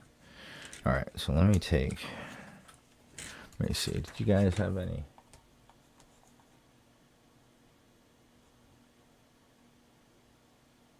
Yeah, that's what I was next going to do, is just install the switches in and then put it in. So let's go ahead and... Well, I guess it's already plugged in, but I guess it's going to float. Alright, so I'm going with the J-Wick Blacks lubed. Nice and quiet, so go ahead and set you back in. I'm going to do the corners first. Also want these because they're 5-pin.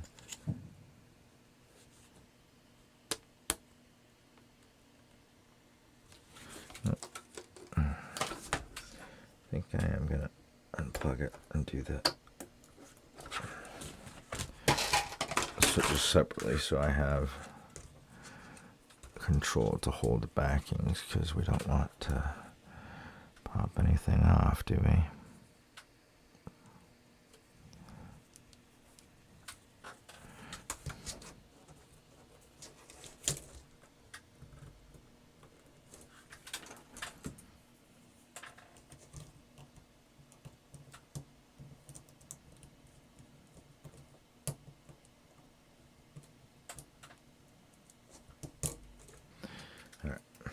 Try this again.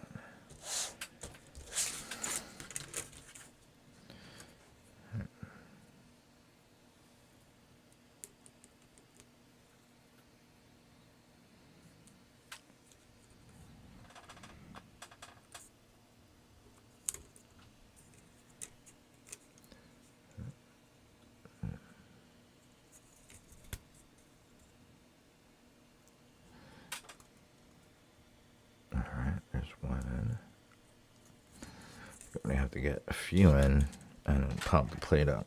So, alright. One at a time, nice and careful, supporting back. Making sure that there's room for this to come back up without pulling the switch out of place. Oh, and I just noticed the switch is not all the way closed. And that's one of the things I hate with some switch casings. They appear to be closed, but you have to really take a second look at them to make sure. Because if not, you'll have problems like this where they just don't want to slip past the plate. Alright.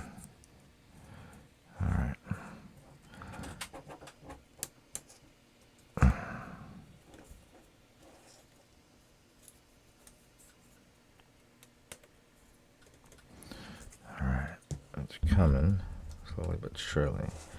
Basically, the instead of using studs, it's using the switches as anchors. I mean, this is the best way to describe it. It's an anchor so that I basically should push it into the plate first and then push it into the PCB. That seems to make, as long as I can do it to where it's not gonna hurt the legs. Of course. Oh, there we go. All right.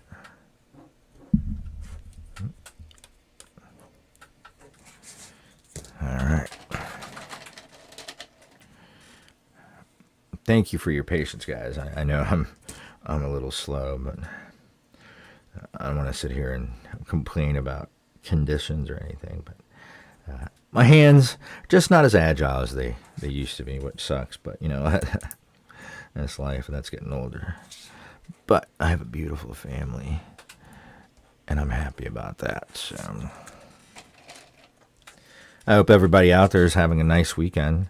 I mean, thank you for taking the time out to watch today. I really do appreciate it. I've appreciated all the support that has come from Budget Keeps. It's been a very positive thing, honestly, in my life. And as I've told many of you, my best friend in the world is starting a shop here shortly. It's called Retrofit Works. And I mean, at first, just going to sell supplies and switches. Sorry, I didn't realize I was out of frame. But with the eventual intention of actually manufacturing components right here in Detroit, Michigan. Because, I mean, there's actually tons. We looked up and we found tons of injection molding machines. I mean, every type of machine you could think of, every machine that you would need in order to produce keyboards, minus PCBs, but there are PCB companies here in Michigan, not necessarily Detroit, that do offer those services. So if we can eventually get to a point where we're building, I mean, even a good portion of the keyboard parts here in the United States, I think that would be huge. Plus, we'd get rid of all that the silly imports and the shipping and dealing with companies that are just not reputable, or they change their name or go by so many different names you don't even know who you're dealing with. And having to shop from AliExpress, which I mean sometimes works but sometimes doesn't. I mean, if you're going to shop AliExpress, which I'm sorry, I hate to say it, but I mean even I still do, despite all the issues I've had with them in the past. But if you're going to do it because you have no other choice, just make sure that shop has, for one, been around for a while, not just open, and it has over 90% positive rating. That will diminish your chances of having a bad experience with them. I mean, that's the best advice I can give, because it's sad, but AliExpress really is almost the best option for a lot of us when it comes to boards, because that's just what's available to us. All right, this is not wanting to go in for some reason. Make sure this switch has got straight legs and it's completely closed. All right, so let me try some more on the edge. I think I'm gonna have to pull some more up off the edge before going into the middle. I've always heard to do it from the middle in, or from the out in. So perhaps that would work.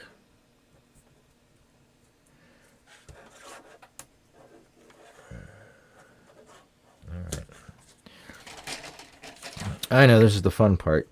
This is the parts I wish I could just speed up and go into flash mode and just get these done nice and quick. But I mean, this is an important part of the build. We got to make sure that these go in there into each socket, not bending anything, and especially not pushing any of the hot swap sockets out of their spot, because that is just travesty. I saw a post the other day, I believe it was on MK, about a guy that opened up his keyboard and found the hot swap socket scotch taped to the PCB.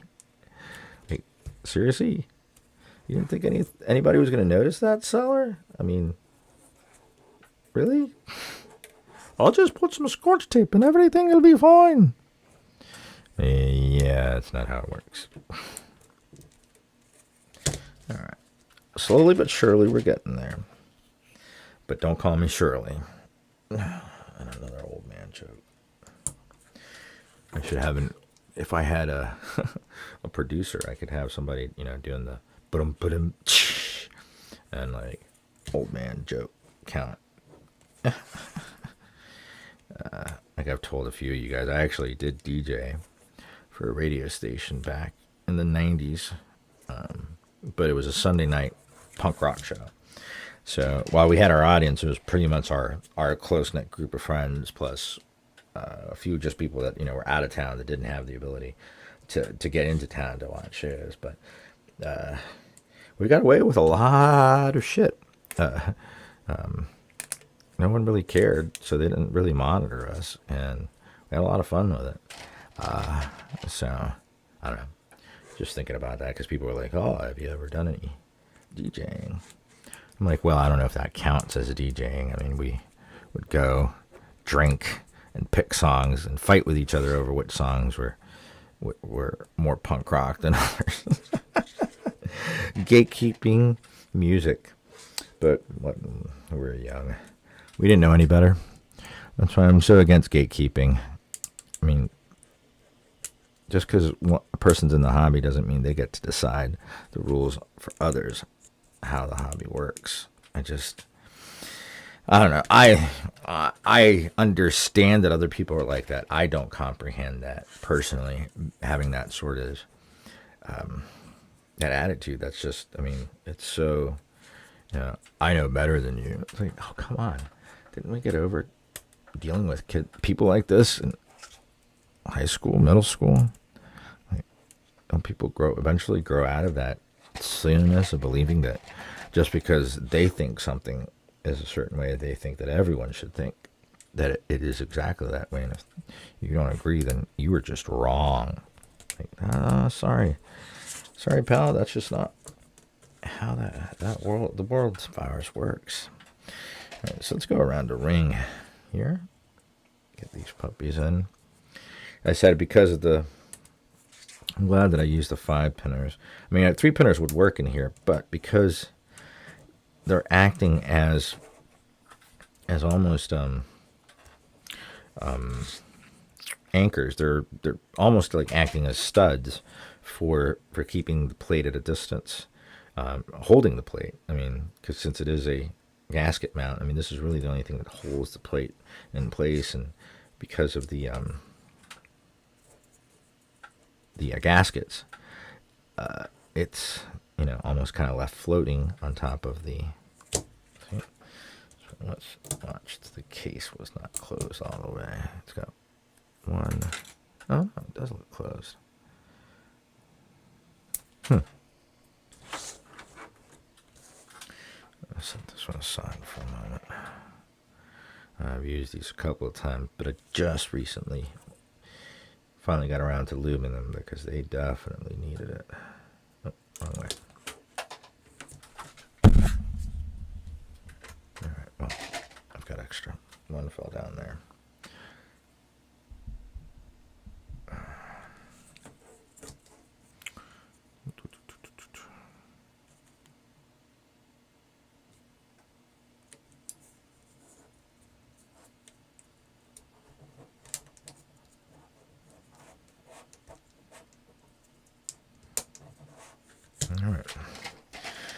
All right, so it's starting to get a little better here.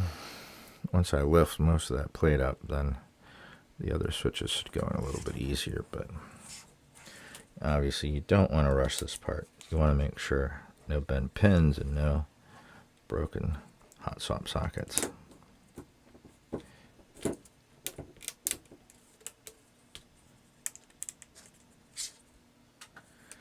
want to make sure, see, they're going in there.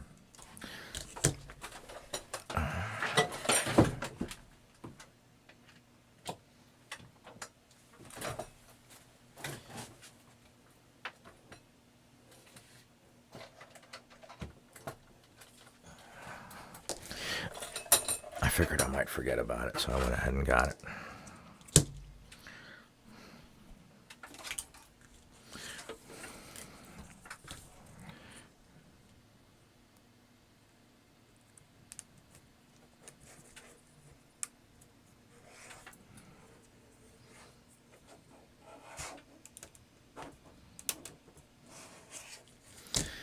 The plate's coming up a lot easier onto the switches now.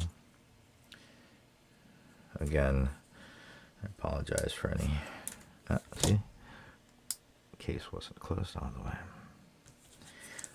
Sometimes that snap is only one side, not both. So you gotta pay attention for it.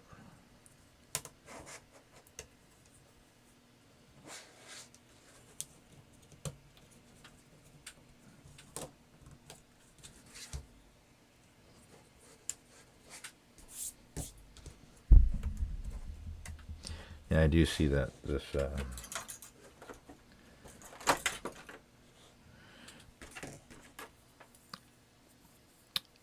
plate, or that foam for the switch pads is kind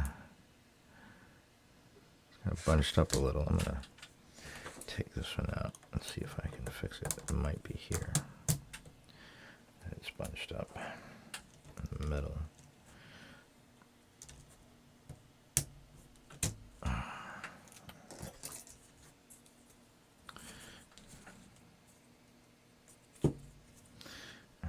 So I'm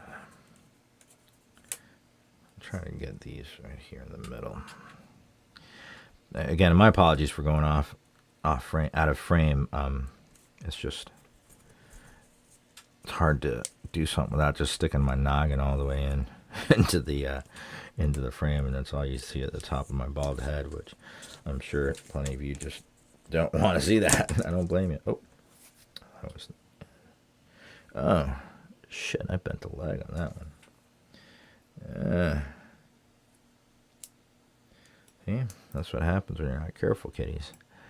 Oh, sorry, I didn't mean anything by that. I just, to turn a phrase I use. I say it to my kids all the time. All right, let's see. I'll try this one over here.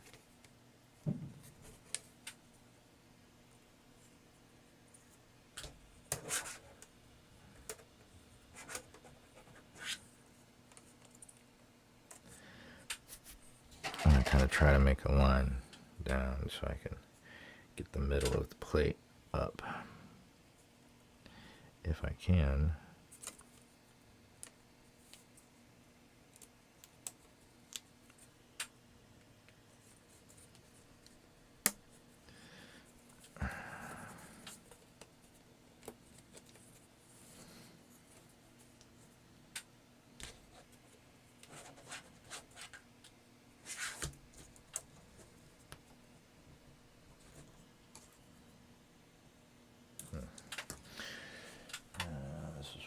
Spudger would come in handy, and I just do. Oh, I do know what. I use a spudger so I don't actually use a piece of metal against the PCB, because that's not something we want to be doing. Oh, the spudger's broken.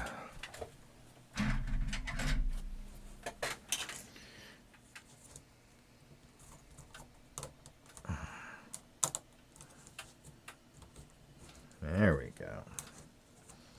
This is what I should have been doing from the get-go. This is working like a charm.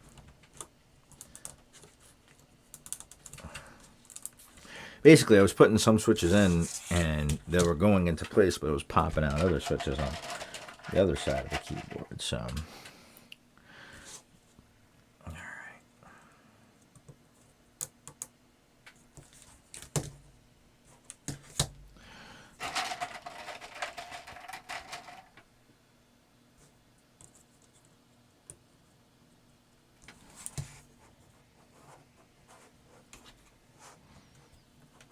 Spudger allows me to push up the plate and let it lock onto the little clips that each of the switches have.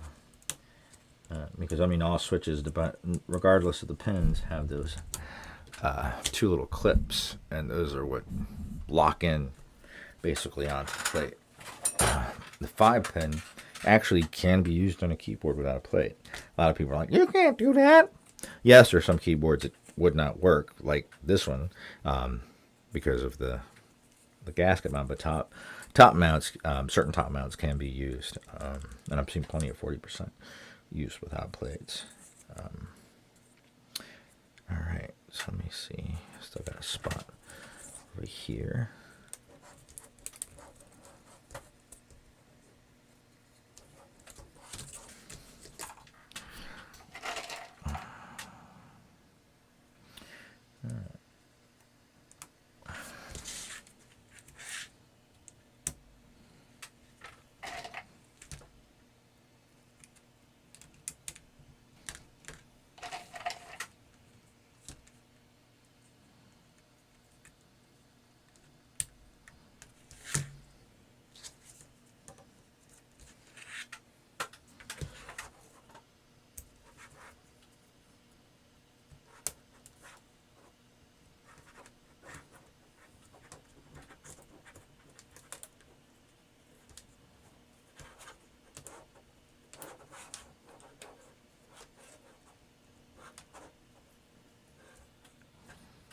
All right.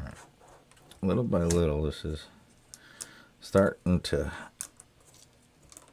shape to the fact that it's going to be using the switches as anchors. Let's not get it dirty before I even start using it. Come on, Mark.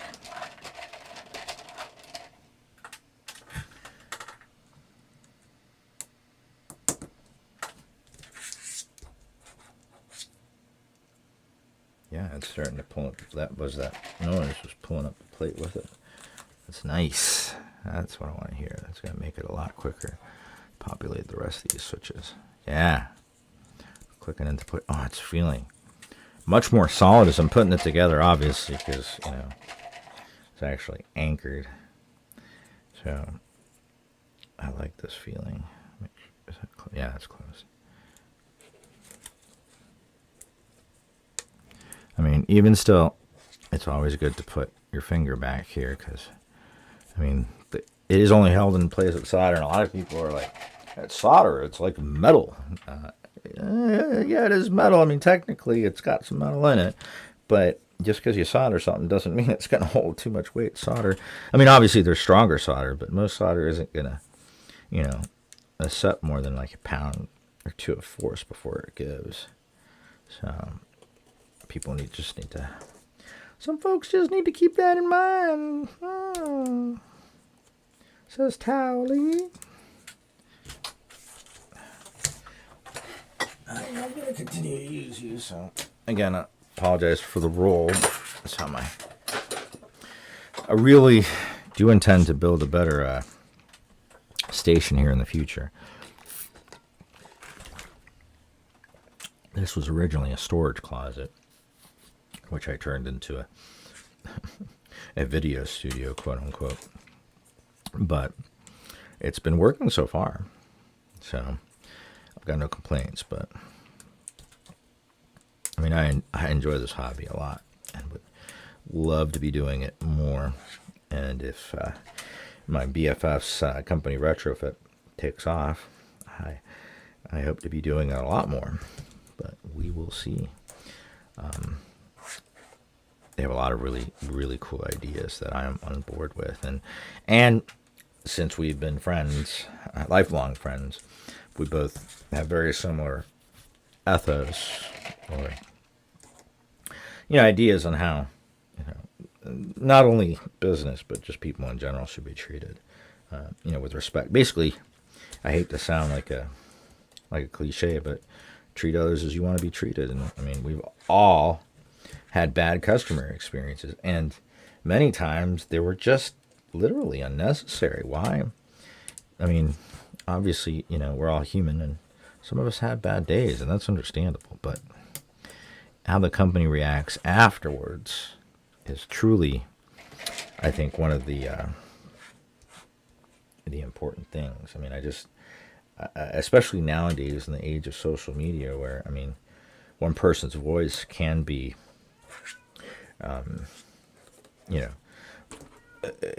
you literally, we have the ability. I mean, I hate to bring up Andy Warhol as an example, but he did famously say in I want to say the 70s, the 60s or 70s, that in the future everyone will have their 15 minutes of fame, and to a certain degree, YouTube, TikTok, Instagram, all these social media networks have allowed, you know, a lot of people's voices to be heard. And I mean, I'm sure as many of you have seen things go viral and make stories, you know, that otherwise, you know, wouldn't have been covered by the media, kind of get pushed to be covered by the media because it becomes such a big story because of all the people responding to it. So, while I love information that people have access to it, there's also a little bit of burnout, and there's too much information, especially when it comes to keyboards and such. And unfortunately, I feel like there are a handful of companies that, obviously, again, every company's in it for profit, but there's some companies that are willing to, you know, just set their morals aside in order to, you know, do what it takes to, you know, make the most sales. And I mean, yes, sales are important because, I mean, if you don't sell, you can't stay in business. But to me, if you're doing it unethically, then it's bad juju, bad karma. And I just don't get why companies do that. I don't appreciate it. Yep, see, one leg wasn't shut. All right. Again, sorry for my rambling. I'm just talking here. Like I said, my friend's idea is to turn this company, hopefully grow and turn it into a company that actually manufactures. I mean, can you imagine if we actually manufactured switches in the U.S., you know, at a decent, you know, price, and good switches? I mean, come on. That would be awesome, not having to order them from China. I mean, we have the ability. And the thing is with shipping nowadays, I mean, don't get me wrong, back in the 90s and everything, it made sense. I mean, I've been buying from China in different business roles for, I mean, a couple of decades at least. I guess since 97.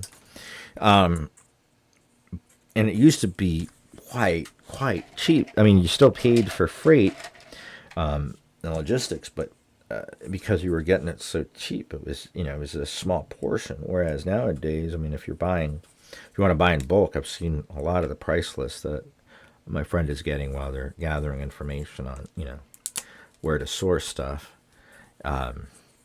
It's like, where's the savings at? I mean, there's not much margin on anything. But, you know, he's hoping on, like I said, we're hoping to create a new brand. And I say we because I've kind of helped my friend along in this. And I am unofficially a consultant. But we'll see. I'm also unofficially a tester and unofficially a whole bunch of other stuff. But I don't know, I'm excited. I'm excited to see how this goes, where it goes. And, you know, oh, you guys hear my cat? I guess my cat wants some treats, but Velcro is going to have to wait until Daddy's done with this video. And again, try to stay in frame there, buddy. All right, let me check the chat here real quick. I'm sorry, I haven't been checking the chat, trying to get this done.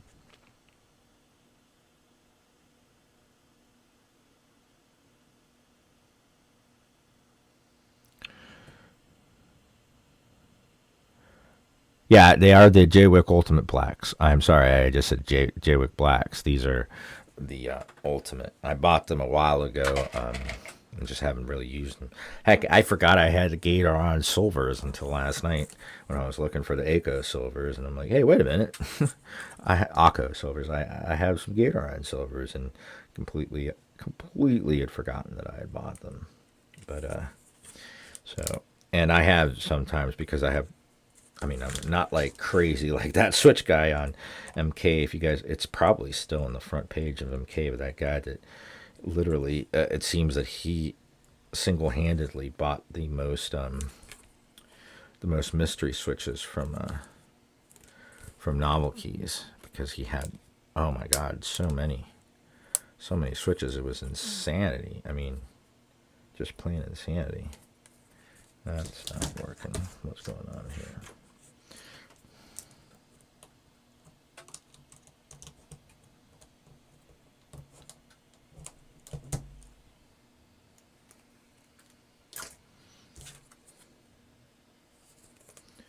I mean, foam is a little bit off, but it shouldn't prevent this from going in all the way.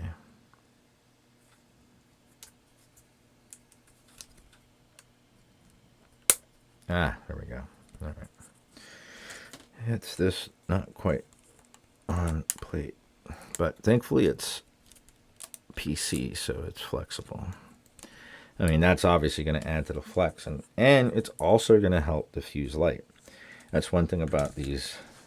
I'm a big fan of both carbon fiber and PC plates, because not only do they have the flexibility, which I like flex, but I'm not like, I don't need my board to be like a slinky.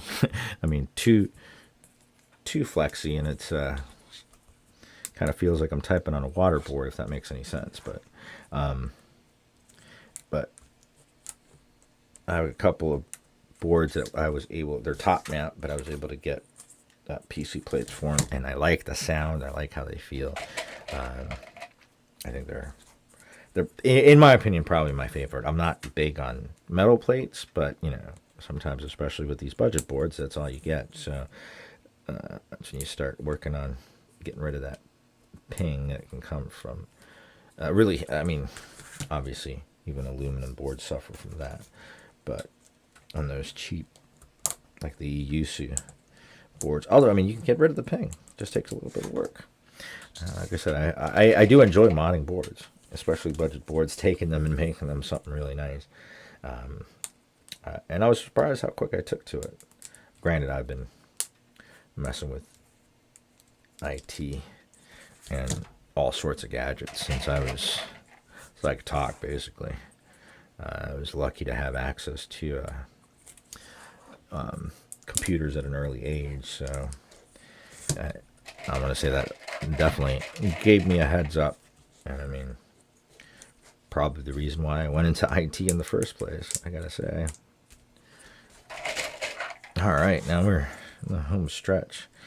The plate seems to be primarily up. He's not straight. Make sure to get them straight. Hold it back. Push down straight. Yep. As you can see, the plate is nice and straight. Again, I will, when I do a mod, I'll take some pictures of the MCU to see about if it's, curious to see if it's the same. I'm going to say, I bet you it's the same as the Tester 68. I could be wrong, but I mean, the PCB obviously is marked differently, but the MCU, I'd be surprised if it wasn't the same. Because I mean, one thing, I don't know if you've opened up your Tester 68, but there's actually a spot for an LED, a single color LED, underneath the caps locks indicator, and if you add an LED, it will work. So perhaps that the MCU that it has on board has the ability to control lights, but because there's no lights on it, it's just not doing it. A crooked leg. It is important to get these legs straight before going in. I mean, obviously the minor inconvenience to bend the leg on a switch, although you bend them enough times and it will break off, but that bent leg hits that socket just right, it's just going to push it right off. Like I said, it doesn't take much weight at all. Much weight at all. Still at a spot there.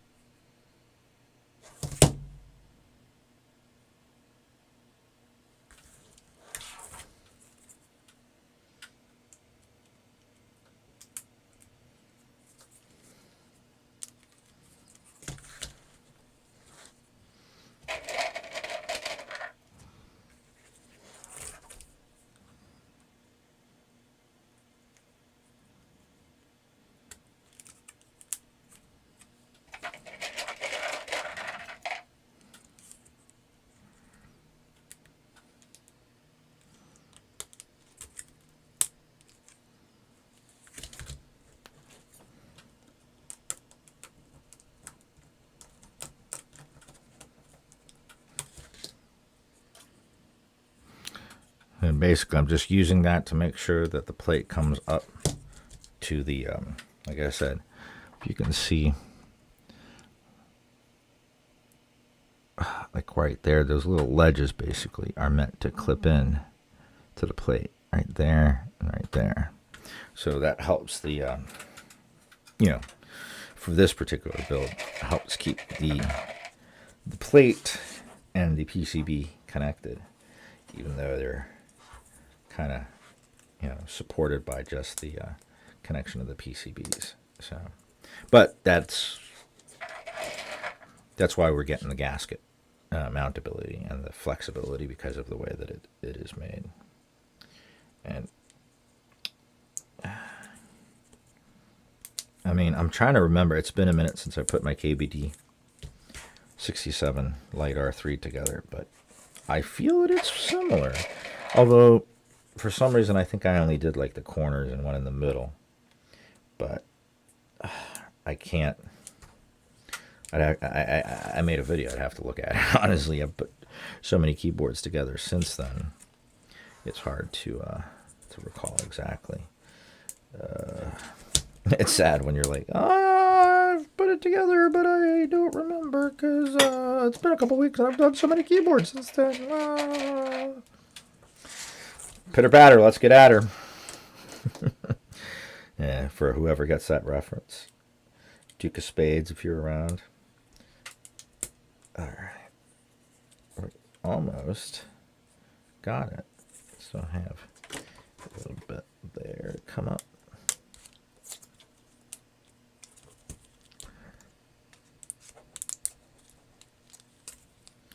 Yeah, it's coming together nicely.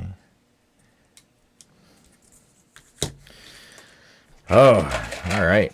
Getting so close. I'm getting excited here. I'm getting excited. All right. I think the rest of these should go in fairly well. I mean, the plate is up enough. That might need a little. Let's get the last of these in.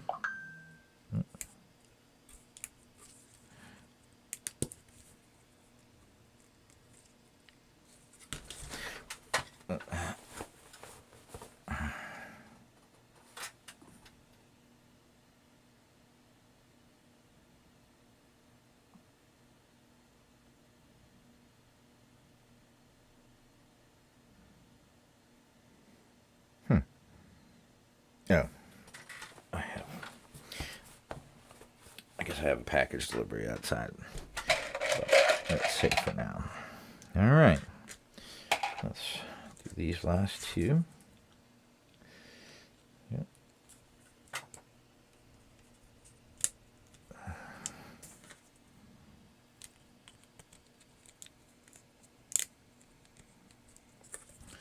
And let's pull up the plate a bit.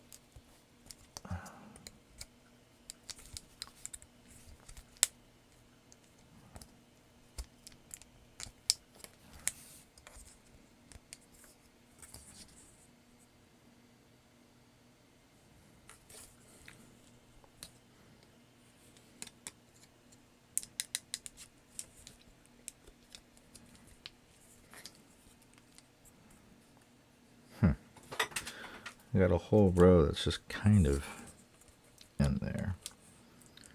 The plate didn't come all the way up. So I rather uniformity, so I'm going to redo a couple of these, see if I can get that plate up. I need some space. See if this will do it.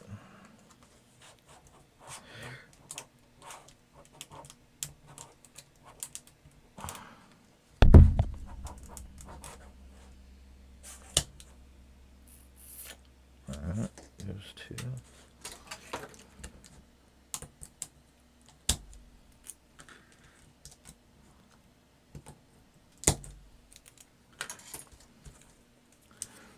See, there's just a slight bit of gap, so I'm going to keep the switch pressed in, push up on the plate to lock it in place. Ah, there we go. See, now they're flush with the plate.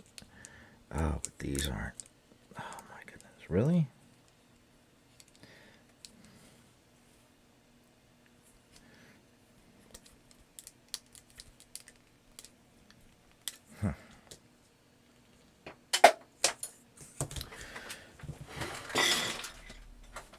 there goes.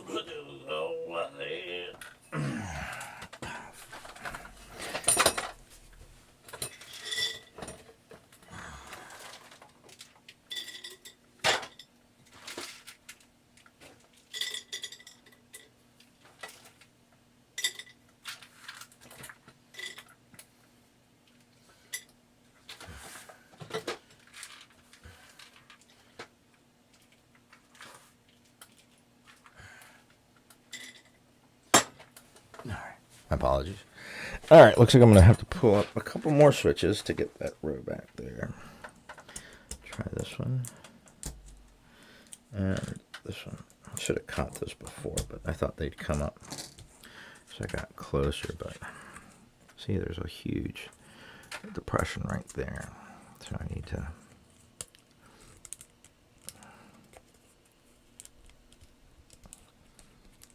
All right. Pull up this switch, and that should do it, I think. I hope.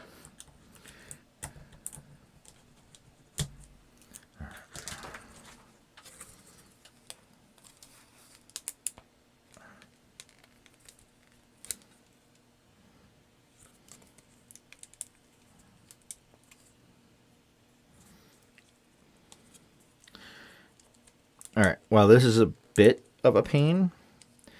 I do like that they are snug. So, I mean, being a bit of a pain to put together, it actually may serve it to perform better. Not always a rule of thumb, but I have seen it more times than not because it's built more solid. So as we're putting these in, the plate is staying in place and seems to be coming up to the switch as we want it. Yep. All right, we just hadn't set that row back enough. The rest of the rows are looking nice and flush, so we're good. All right, let's finish her up then. Oh, again, sorry about that.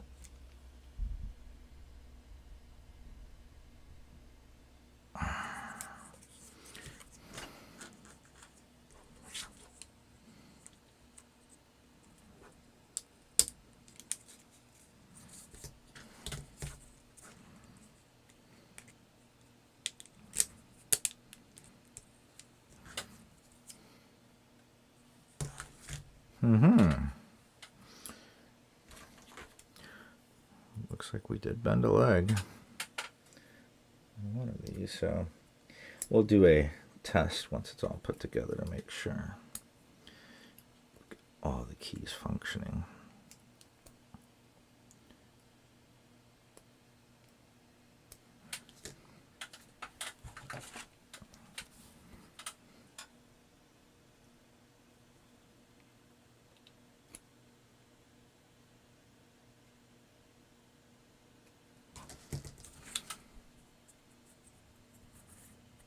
And none of these are loose, so it just bent it.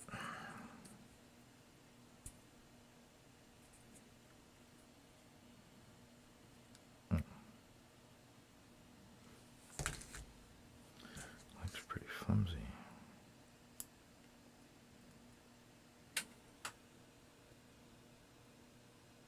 All right.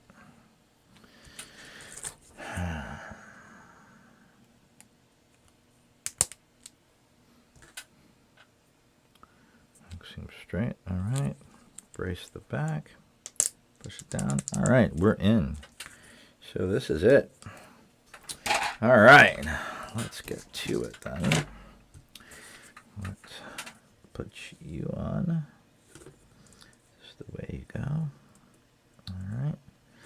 Daughter board's connected. Now we can see how it fits in the gaskets. Look at that. Look at that flex.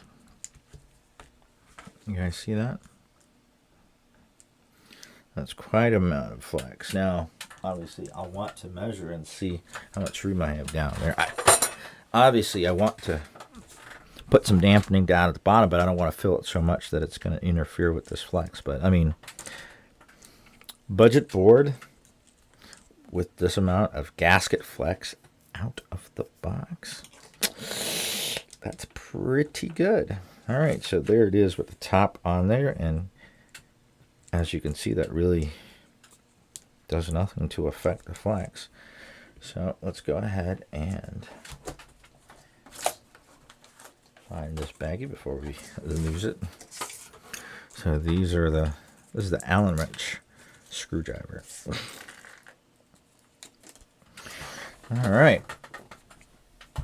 So how about before we close her up, we take a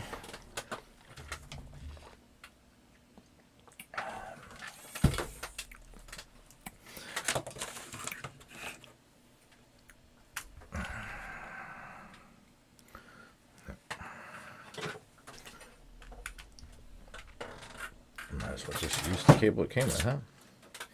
We just need to. So I'm gonna do a run quick keyboard test real quick. Make sure all the ports and all the switches are doing good.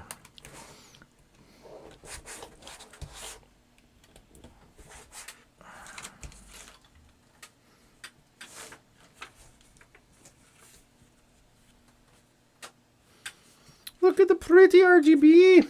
It's like a Tester 68 with RGB and gasket mounted. I mean, come on. And wired. So, all right. Let me, bear with me. I'm going to pull up keyboard tester.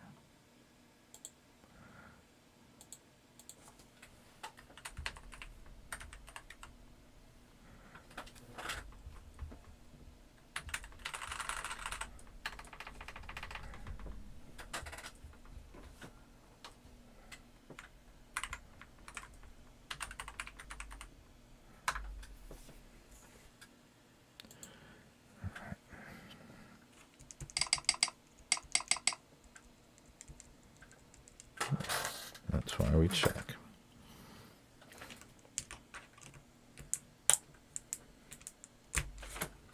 And bent leg.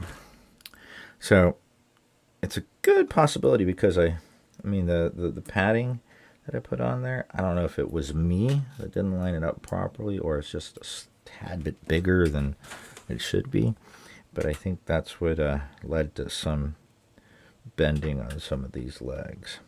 Let's just hope. I'm positive, well, I'm almost positive that I didn't push out any sockets because that's something that I do my best not to do, and knock on wood, haven't done it yet. So let's get these back in there. All right, that works.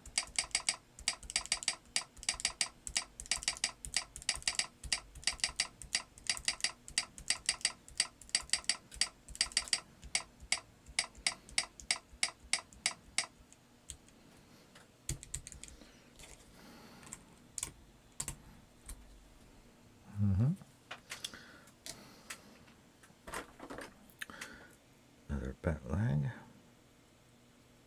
It's usually a good idea to test everything before putting together, but I was told this board was tested before it shipped out. So, and I did not want to, I just wanted to get this video on the road. If it wasn't working, then obviously I didn't think the building part of it would be in any way lost, but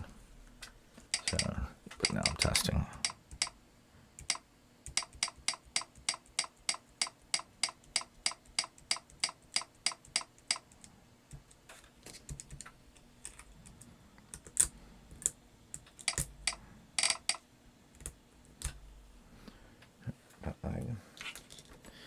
It's always best when you see a bent leg. If the legs are straight, it's like, uh-oh, that's when you gotta worry.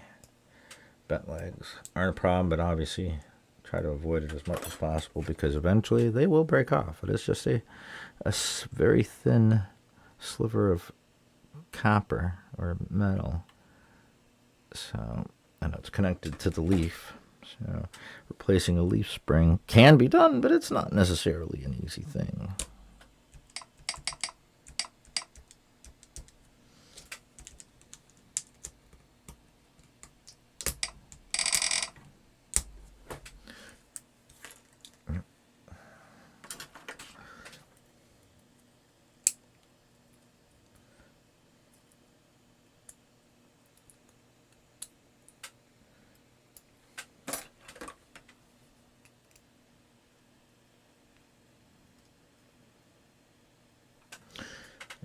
just like to use a nice set of needle nose. I actually bought a 12-pack of these for like $10 off of Amazon, and they have come in handy. I literally have a pair in almost every room in the house.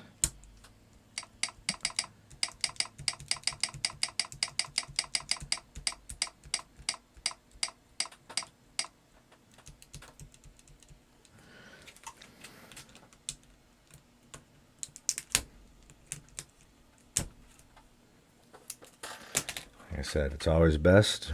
I mean, a bent leg is much easier to fix than a broken or a hot swap socket that's been pulled off. I mean, it's one thing if it's been pulled off and the pad's still on the PCB. I've got plenty of spares, but more often than not, when I've seen it and people have come to me for repairs, I've seen it with the PCB pad pulled off. Now, in a lot of cases, not all, but in a lot of cases, you can just basically create a bridge over to the next one over. I mean, find if it's in a column or row, but just go to the next one over and create a bridge with a wire.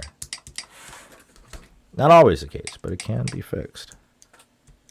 All right, that works. And that's the function key. Yep.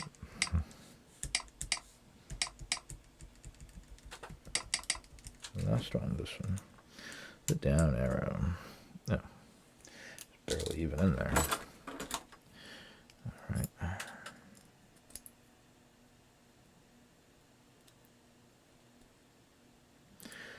So this keyboard looks like it's going to be first available through KeyMonkey. My friend with Retrofits is trying to get a good deal on not only these but the testers and be able to sell them for a reasonable price. I mean, I don't know what that means because there's been some companies that have, oh, the quotes are insane. They're actually, it'd be cheaper to buy it off Amazon for individual units once you figure out shipping. But all right, so anyway, we've got the board put together. Well, we've got the board tested. Now let's finish putting it together. And then we will put some keys on it and do an initial sound test. Again, I do plan to come back to this board and do a full mod to it. I'm just curious as to what it's going to sound like out of the box. Out of the box. Out of the box. Oh. Let's get these little buggers in there. Now, of course, this doesn't come like with the KBD67 with the carrying case. But don't get me wrong, I like it. I think it's a cool plus. I have never used my keyboard carrying case, so I need my keyboard. It usually goes in my backpack. It's just, I don't know. But I don't think it's, I mean, let's see how well this performs against that. I will be pulling it out and come on. Is there some magic to these screws? Something I'm missing? Bottom ones don't want to seem to go in.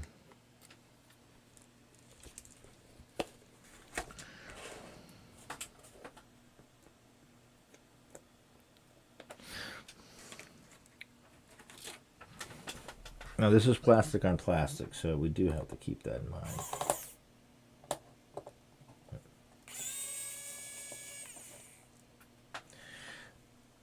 I really shouldn't be using the power tool, but call me the daredevil.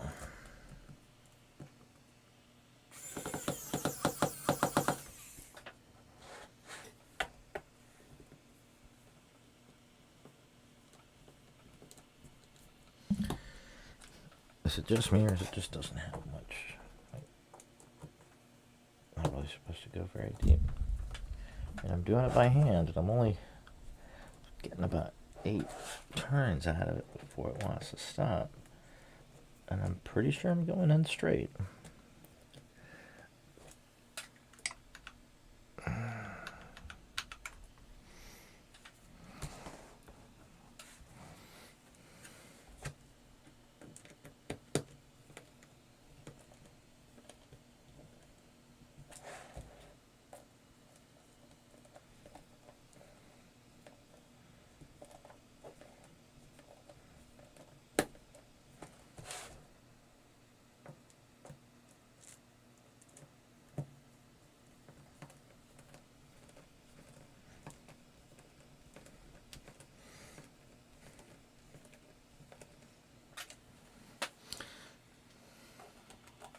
Looks like these are just little buggers, that's all.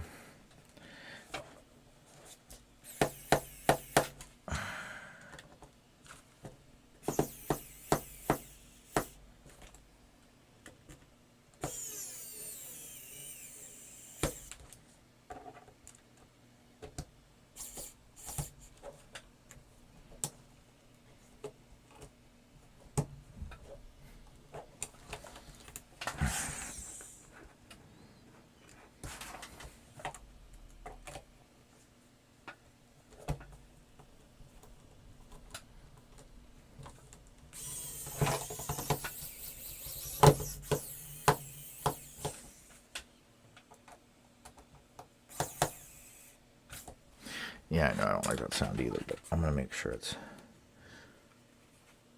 a little bit more room over here.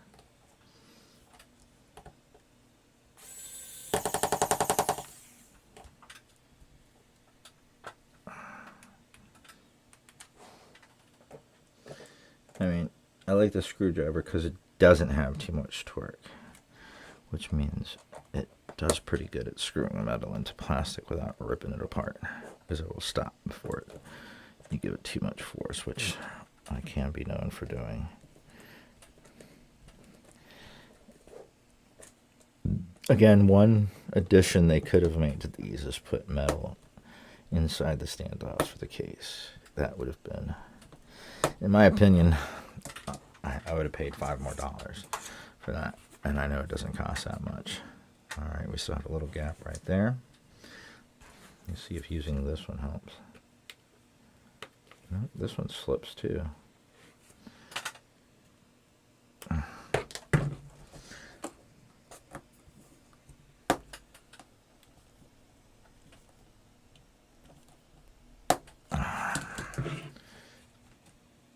right.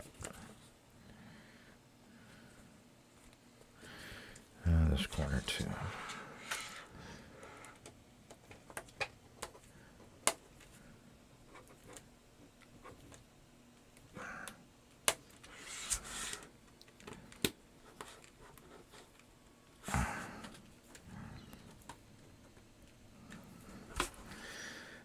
All right. Yeah, I just want to ensure it's nice and secure and closed, so that gasket doesn't have a chance to slide around there. Last thing you want is a keyboard that's sliding.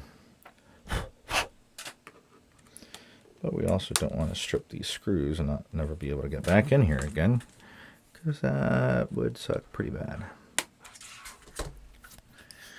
Actually going to try a bit of a dull tip.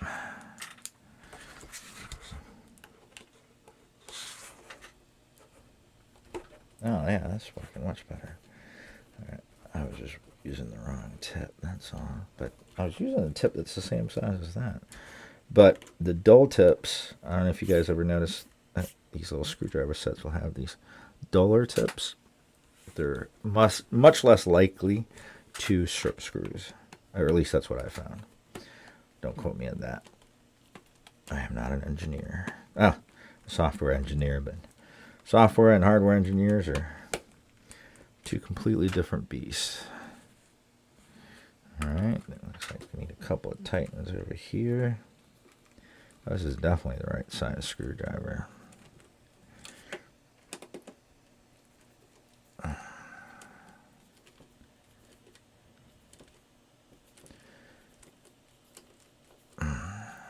Yeah, that's doing the trick.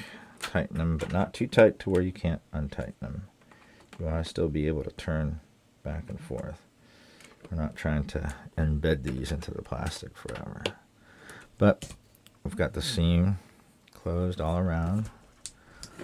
So, yeah, we're definitely, Tempest mod definitely going to be in play soon. But like I said, right now we're doing a stock. I do have to take a quick break.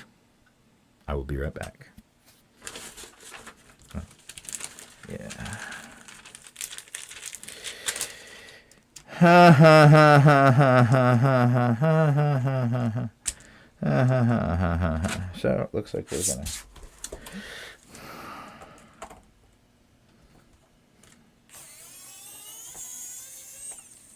This one's definitely the tip for that. So.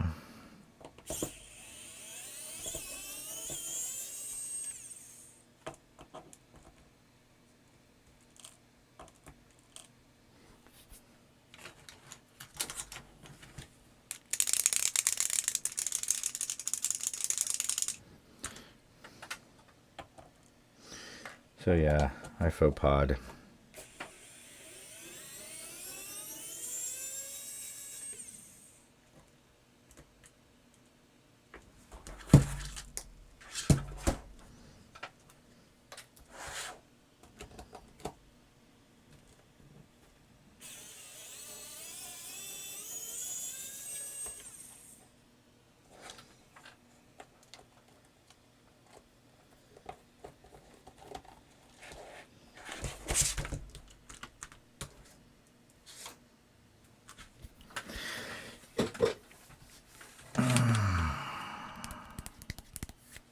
Yeah, I know what I did. I forgot to put this between the plate and the PCB. That's what I get for thinking too much about the filming, not thinking of it. But you guys are patient with me. I will undo it and fix it. I probably should have been paying attention to the chat because I'm sure somebody said something and I just wasn't. Well. You know what they say, to err is to be human. I can't believe through the whole time you're trying to get the switches in the plate, I didn't realize it for myself that that's what was missing.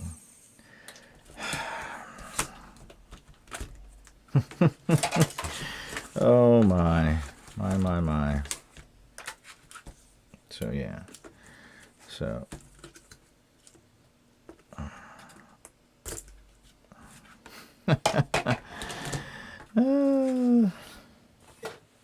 All right, I gotta take a potty break. I'm gonna come back. I'm gonna do it right. Again, I apologize if you guys are actually still watching. I hope you guys aren't shaking your head going, dummy. But like I said, that's my fault. Completely my fault. Like this just disappeared. I was so focused on this. So we're gonna have to pull the switches out.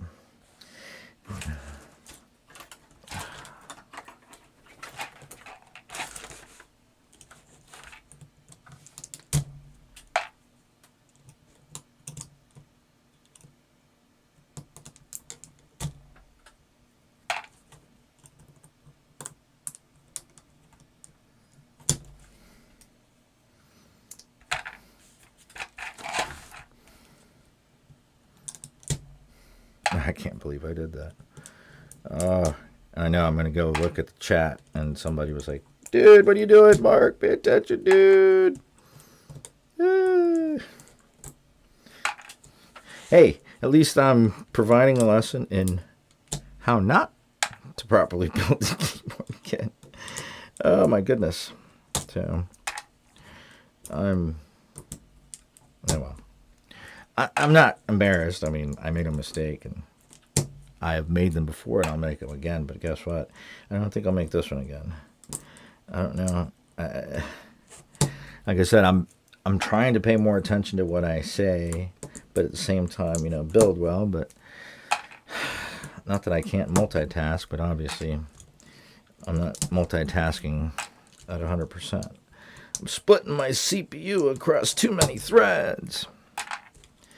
I really just feel silly about this. Again, thank you all who's anybody that's sticking around.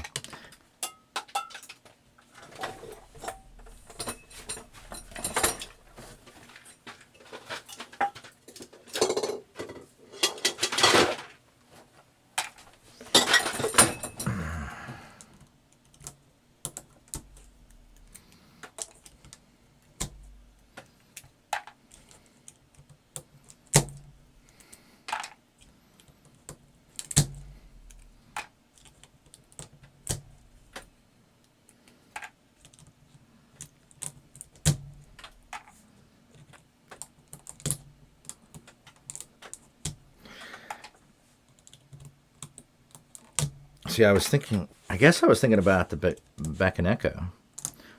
I don't think the back and echo. Does it have a layer? I don't know. It's a really funky design. I wasn't a big fan. I mean, I like the O-ring. Don't get me wrong, but the fact that there's no specific studs to hold the O-ring in place, and then it uses clip-on stabilizers. That, I mean, if you take out any of the corner switches, forget about it. You're gonna have to take the whole board apart, and you're definitely gonna have to reseat some switches. It's not necessarily my idea of a. I mean, it's nice looking. I like the case and I like the O-ring, but seriously, they couldn't have added studs between the plate and the PCB so that you could, one, put in screw-in stabilizers, and two, not rely on the stabilizers as anchors for the O-ring. But again, that's just me rambling. I almost want to put on the technical difficulties loop again. That was playing before the stream started. Yeah, I told myself this would only take an hour. Was I kidding? Who was I kidding?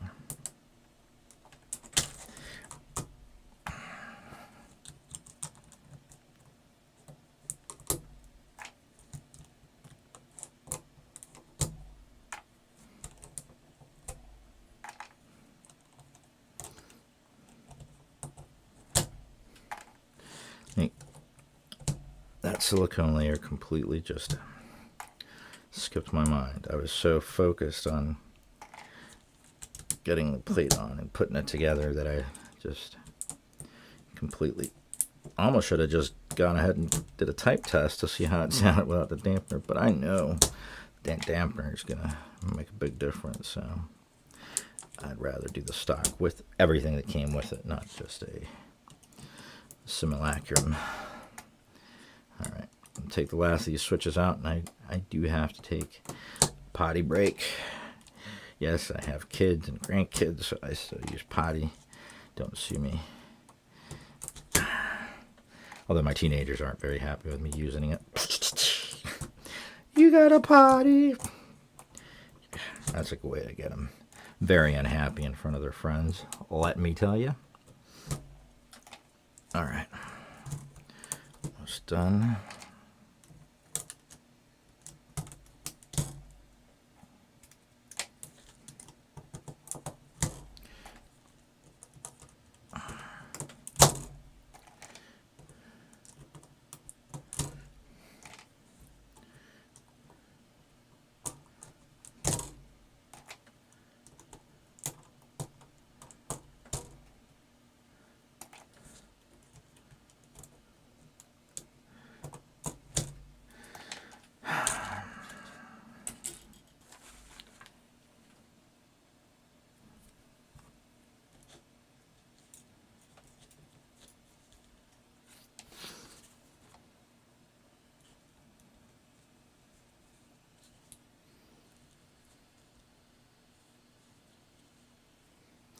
And that's how it's supposed to be.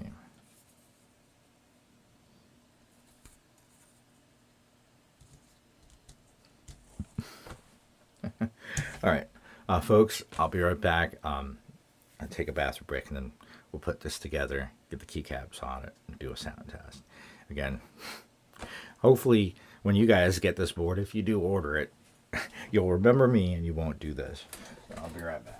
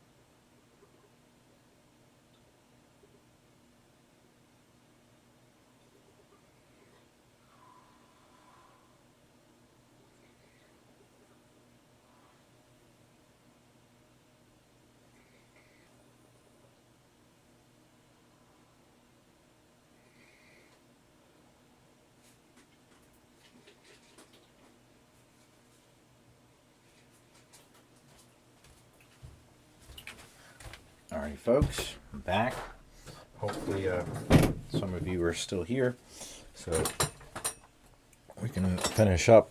You're not. Hope you guys are all done laughing at me. I mean, come on. Mistakes were made. So, now we have the silicone layer between the plate and the PCB.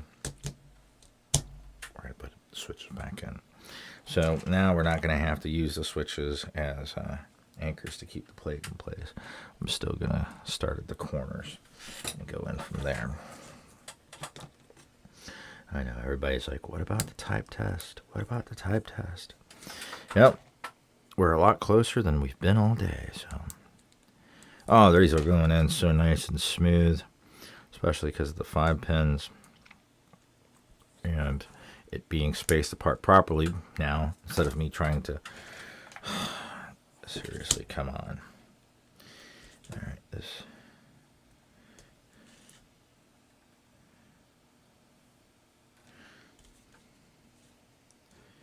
Does it really go like that? I mean, but not impede. Trying to figure out how this piece goes.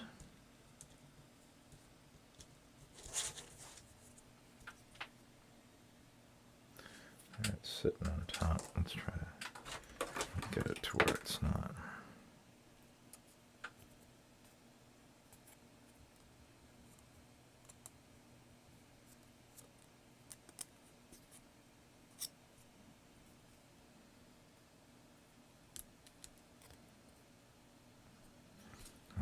I guess that's how that piece goes, so that once you put the switch in, it's not going to fall out, because otherwise it would just fall out. But put it in, and the stabilizer is still working, so that's the way that goes. All right. Anybody keeping track of how many switches I've dropped?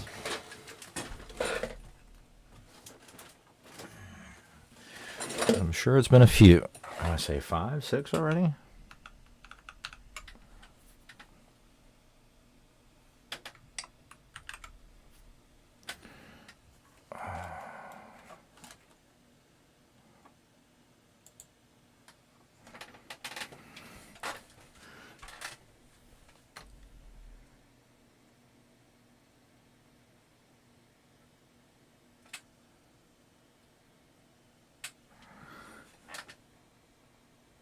So far, I think the board's, I mean, it's very, I mean, a PCB could be better. It's a mid-grade PCB.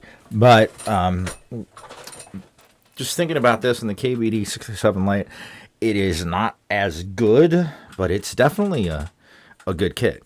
And for the money, I mean, it's definitely I like it so far. And RGB is quite bright on it for those who like RGB. But the design of it, like I said, I obviously made a faux pas, but I don't think that was the fault. So far, I haven't really found any really design flaws, minus this switch, which is kind of questionable spot they put it in. But where else were they going to put it? On the bottom? That would make more molding issues for the case. So I kind of get where maybe the engineering team was like, well, just put it there. I mean, it's just a blocker. It's just taking up space. So, but I don't know. I don't think it's going to be anything that impedes the performance of the use of this board. So far, I like it so far. To answer your question, Pigeon, so far I'm happy with it. Obviously, I'll know once I do a stock type test on it. You know, I mean, I hope that it sounds great stock. But obviously, mods are probably coming. Like, I mean, that's one thing. I'm going to pull out the KBD67 Lite R3 and just do a quick comparison. That one is stock. Actually has, I believe, unlubed Holy Pandas, Fecker Holy Pandas. And if I'm not mistaken, I could be wrong. I'm pretty sure they're tactiles in there, though. They could be the sponge. I mean, like my wife says, this hobby is like adult Legos, and it really is. Although I think it's almost more expensive, as expensive as Legos can be. But it's actually quite enjoyable. And like I said, that's why I was talking earlier about making an app, because I've got an Excel spreadsheet, but even though I could access it from my phone, it's just trying to work on a spreadsheet on a phone isn't the easiest thing if you ever tried to do that. So that's why I was thinking an app would be great to be like, oh, okay, I just switched these from here to here. This is what I paid for it. This is how much I've spent so far. Obviously, I also have a marketplace to be like, hey, I've got this, I want that. And somebody could be like, hey, I want that, I've got this. With as limited fees to no fees as possible.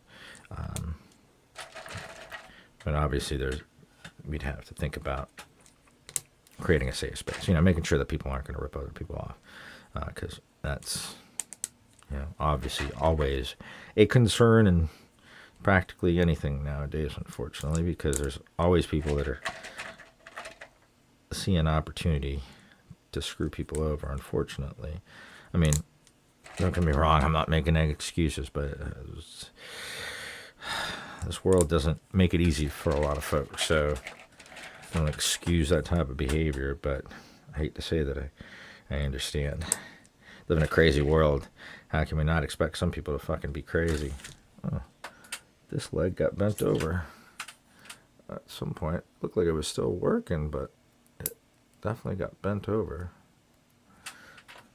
It went into the slot because it's like almost completely flat. And I thought it was broken at first. But, oh, there we go. Let's get you straightened out. Oh, that's pretty much it. Yeah.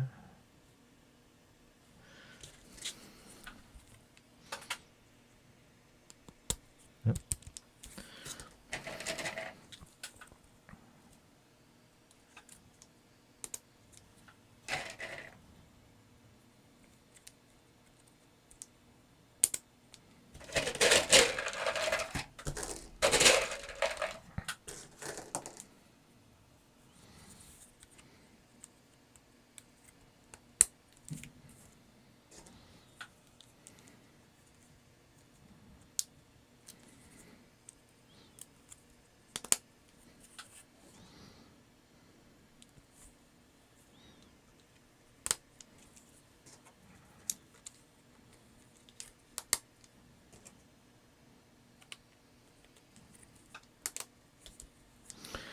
Definitely makes a difference with the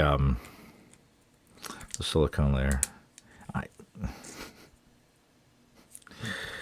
hope you guys got a good laugh out of that. I intentionally did that.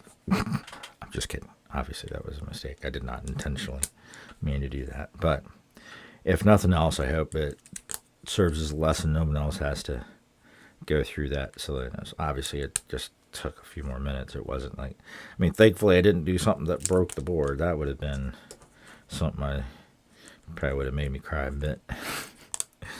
I'm not afraid to admit. But like I said, this was there's a long story behind how I got this board, because technically I ordered it from Keep Monkey. Shout outs to them. They've always been pretty good at providing a good selection of products, and they're focusing more on customer service due to an issue that I originally had with them. But they asked for my opinion, which I at first was a little hesitant, but then I was like, okay, maybe you need to do this, and that. And they have become more customer centric and customer service oriented, and they don't understand the culture in different countries, basically, and there's some things that they just weren't doing. I don't want to say they were doing it wrong. I just gave them some advice that I think is helping them.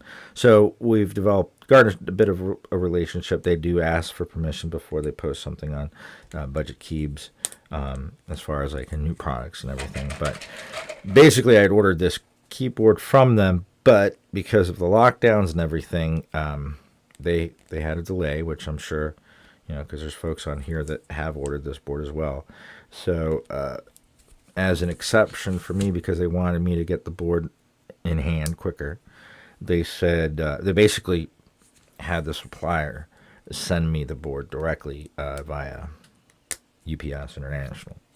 So, which I don't know how much that costs. I'm sure that costs a pretty penny, but I mean, I paid for the board and they paid for the shipping to get it out to me. They did say that the orders will be going out before June. They're aiming to do it this next week upcoming, but again, they're dealing with their own, logistic issues. So they do apologize, but I honestly believe they're trying to do their best in a bad situation. I mean, right now, if you guys pay attention to the news, it's pretty crazy over there. They're locking everybody down. They don't want any COVID to go anywhere. So they are being pretty stringent about everything. So, like I said, not an excuse, just giving my 2 cents worth of what I know.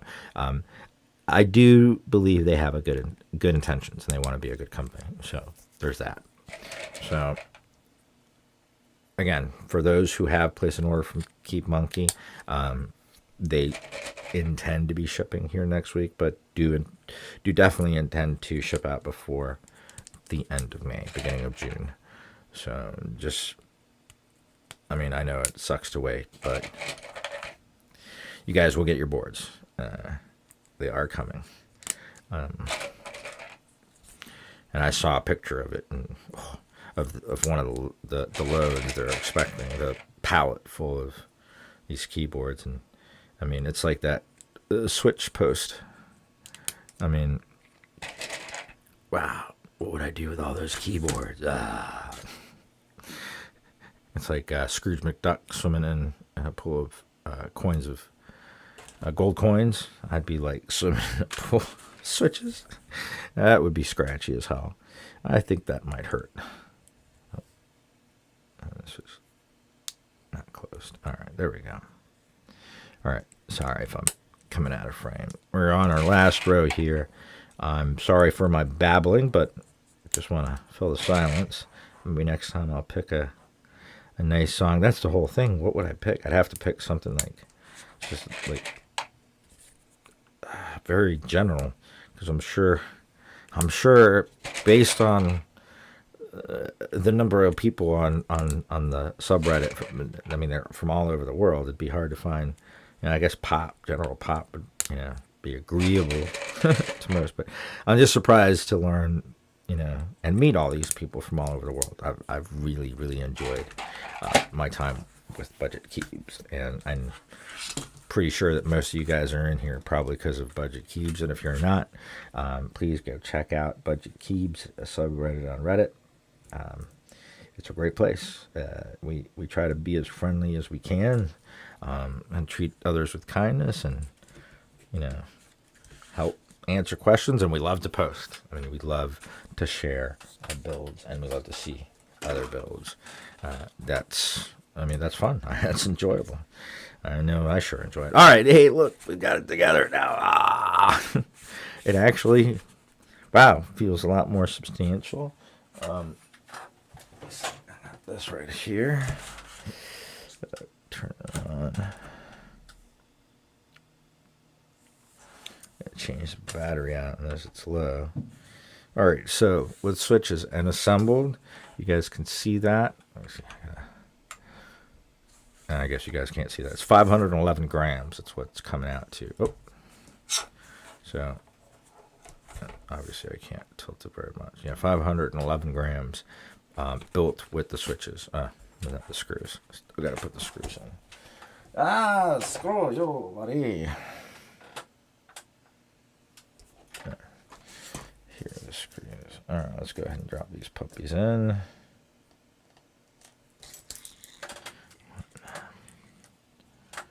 2, 3, 4, 5, 6, 7, 8. Then they give you a couple extra screws. It's a good thing because, in case you might strip a screw or two. So, way I usually like to tighten this caddy corner. I know I didn't do it before. I was a little impatient. That was part of the reason. I mean, I blame it obviously some on my train of thought being sidetracked because I'm trying to do two things at once. But it's really it's that I really want to get to typing on this keyboard. I really want to see what it sounds like. So some of it's just kidding me not being very patient. And that impatience tends to lead to errors or just overlooking simple things like putting in the silicone mat that comes with it. That's a big part of why this board was purchased in the first place.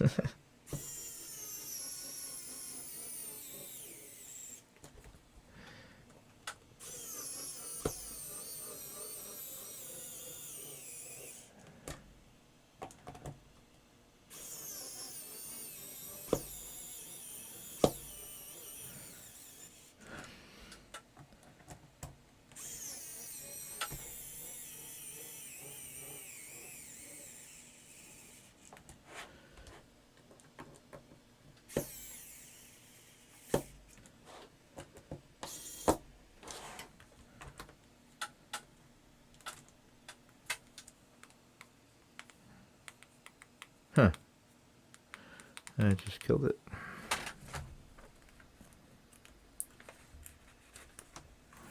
I guess so. All right. I think that was it anyway.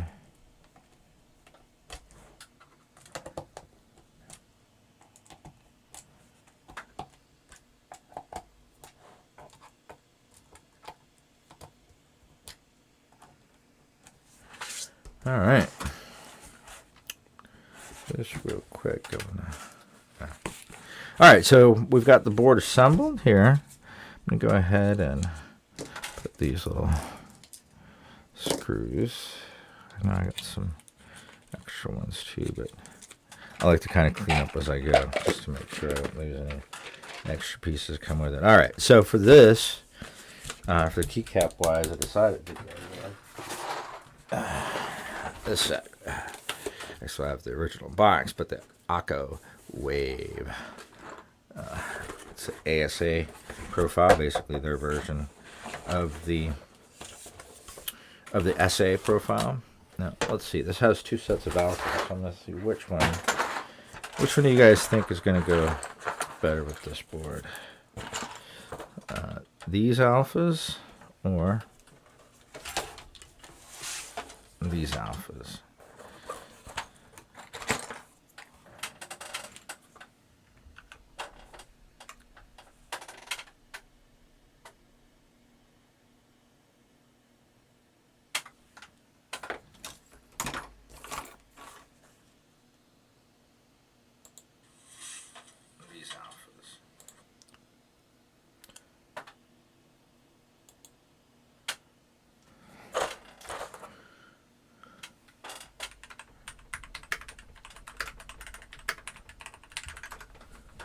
I'm thinking this one's going to look better, but let me see if you guys got any opinions.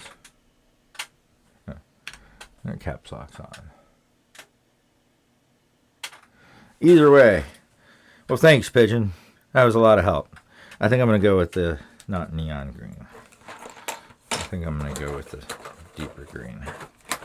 I think that will contrast nicely. Let's see. And yeah, I'm going to keep the space bar, the alpha, not the modifier color. Oh. All right.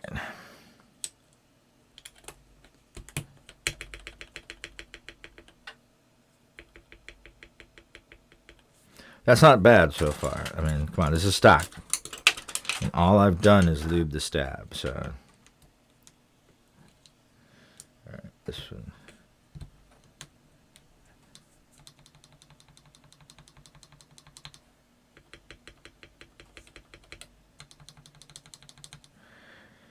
I'm not finding reason to complain here yet.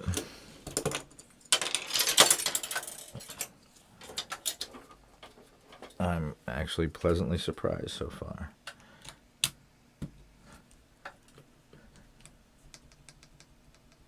All right, that one's got a little bit of a rattle.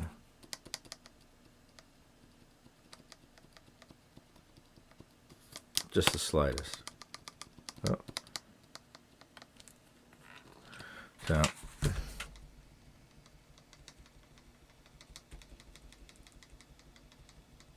Alright, so you're probably going to do the plumber's tape on. That usually takes care of that. Let's see about this one.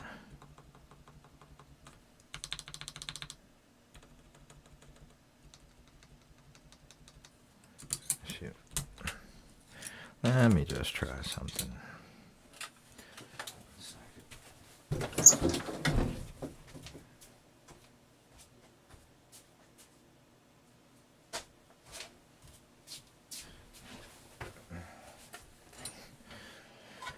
I'm just gonna see if maybe I just didn't put enough lube. Maybe that'll take care of it. Probably won't, but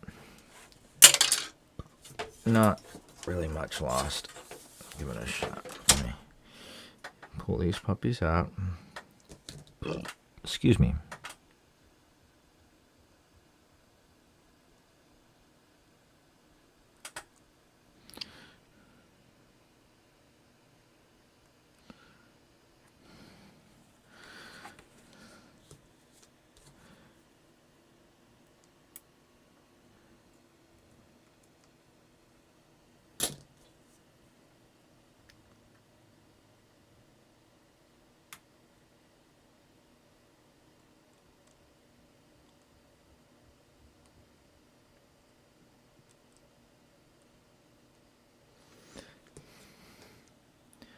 Yeah, the plumber's tape mod's definitely gonna. I mean, they have to have a little bit of wobble, you know, for slight differences in tolerances for the keycaps. But if they move around too much, that's when you get that rattle. I got rid of most of it.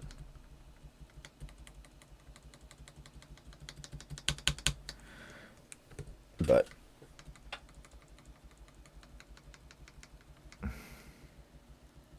I don't know if you guys can hear it, but just the slightest amount. It's on the right side. Sounds fine on the left, but a little bit of tinging. I'm almost positive the tape mod will take care of it.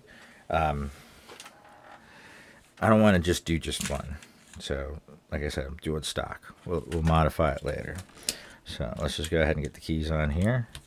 Do a quick sound test and just do a quick comparison with the KBD.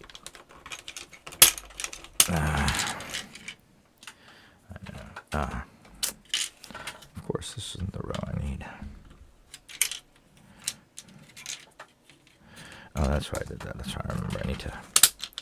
Easier to pull them up from the. All right.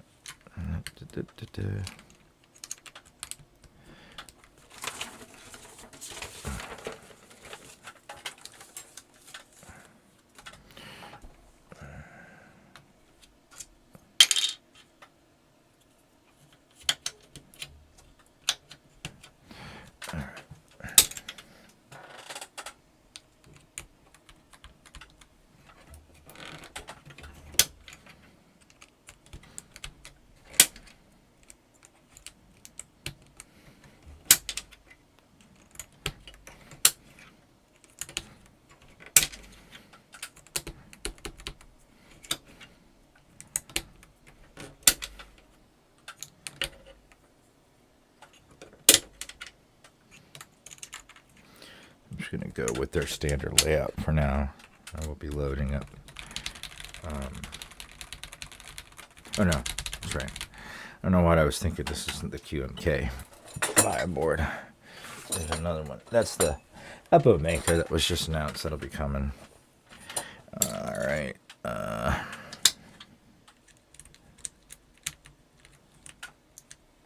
I think this colorway actually looks really good. I mean, sometimes you want similar colors, sometimes you want accentuating colors, and I think this does a little bit of both with the, because it's kind of like this is in between the light and the dark. Almost. I mean, not necessarily an expert in palettes, but I'm actually glad that I wasn't currently using this set, because at first I was like, green, I don't know if I want to go green, but I think it's looking actually quite nice so far. I mean, you know, yes, a big part of this game is how everything operates, but also a big part of this game is how good it looks. I mean, not for nothing. You got good looking boards, right? This one too tall. Yep, that one's too tall.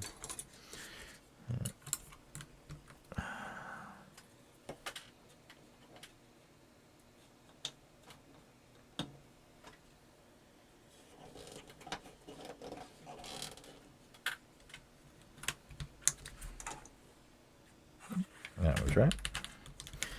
All right. You don't want to stay in there, do you? You just want to be free.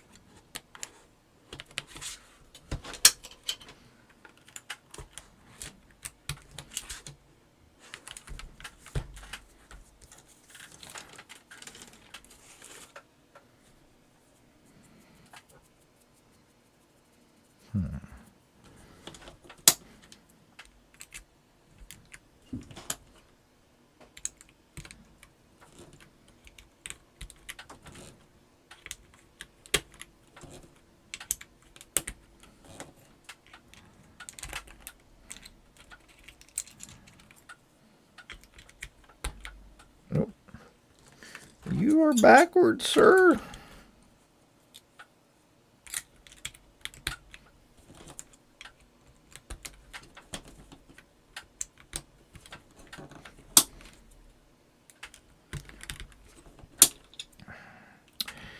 Yeah, I really kind of disappointed with Akka. It's like they're discontinuing. These sets are discontinued, and not necessarily sure why they did that. And I'm not a big fan of their new SAL keycap set, which you probably would know if you've watched my channel. I made a little bit of a stink. Some people weren't happy that I returned it. They said that my reason for returning it wasn't justified. And it's like, okay. So I should just spend my money on something I don't feel is worth it. I mean, it's one thing. I mean, I could have seen past the loss of the collector's box. I really could have. But the mismatched legends, sorry, that just didn't work for me. It just didn't work for me. So we need a function. Is this a full size? Yeah, it should be a full size because we got a blocker, a function, and then a control. No alt on the other side. That's fine. Why not use that alt? All right. So we've got that put together. Let's put this away. So let's try to put stuff away as I go, just to not make a mess. As I sit in a mess that was going to be cleaned up today, but again, I got this a little bit sooner than I expected, and I was kind of excited. I know a lot of people have been waiting to get more of a hands-on from someone they might know about it, so I'm hoping that this is going to do it. All right, so real quick, since we had to replace the switches, I probably should have done this before putting on the keycaps, huh? Takes a second to come on, but whatever. All right, where's my mouse? Let me just make sure.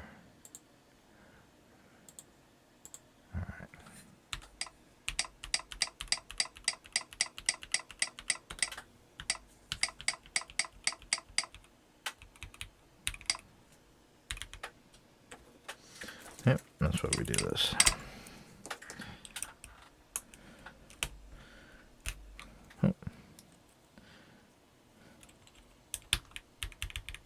What? Two right next to each other. That's kind of weird.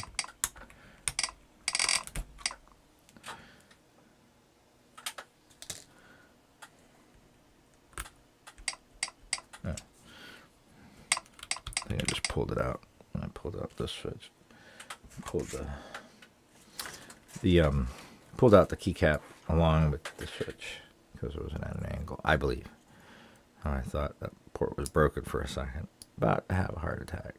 Not really, but you know. You know what I mean? Being hyperbolic.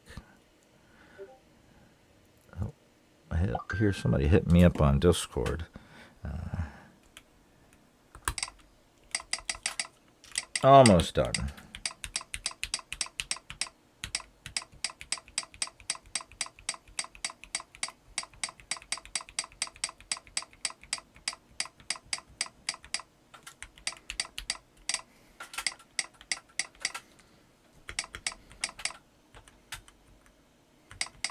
All right.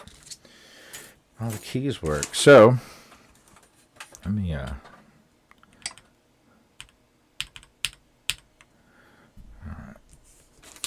some of this stuff out of the way.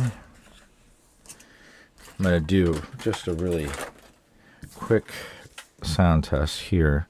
I will do a better one with both a mic and a video here later on. I mean, I've got a mic on it right now, but it's going to be a little bit off of the, I mean, not quite on top of it. But let's see. All right.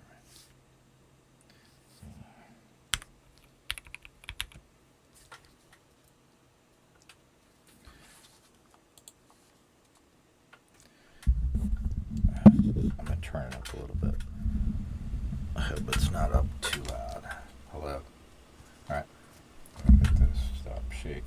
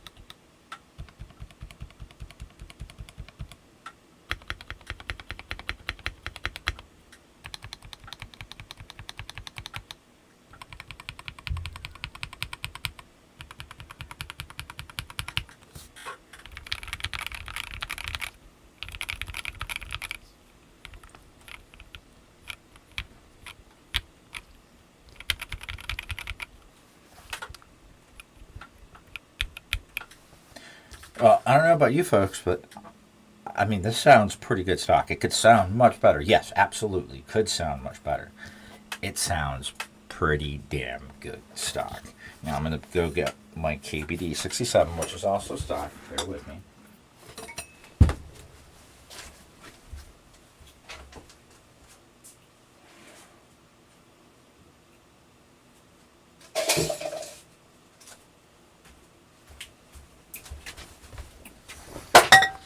Alright.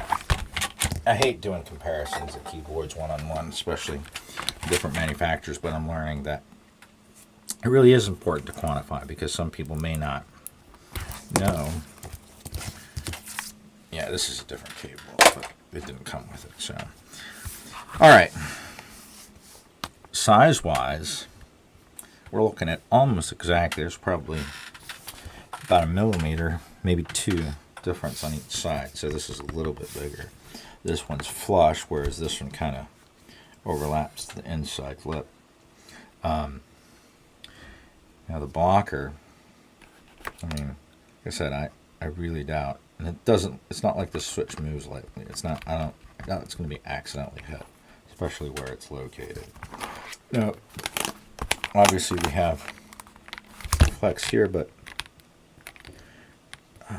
the flex on this one, yeah, this is on the gas 67. The flex is definitely more apparent. Not that this one doesn't have it, but the flex is definitely much more apparent. Now, see, this is a big differentiator, and if they're going to keep making this, CYI, please, let me move this back just for a second. CIY, please, if you make a new revision of this keyboard, please put in metal grubs, metal nuts, or grub nuts, I forget what they're called, the inserts, so that we're not screwing into plastic, because plastic is eventually going to give up. We shouldn't have to. I mean, I don't know the feasibility, but I mean, I may, because I'm going to open the board a couple of times, so I may just stick some in there, even if it's only on the corners, just so that I have, you know, that security, that I know that I'm going to be able to open the board and not, you know, end up breaking off a stud, or, you know, losing my screw. Well, whatever the case may be, it should, when you should not have metal screwing into plastic. So please, CIY, anybody that works for CIY, please keep this in mind, and just please. All right, so just real quick little comparisons between the two.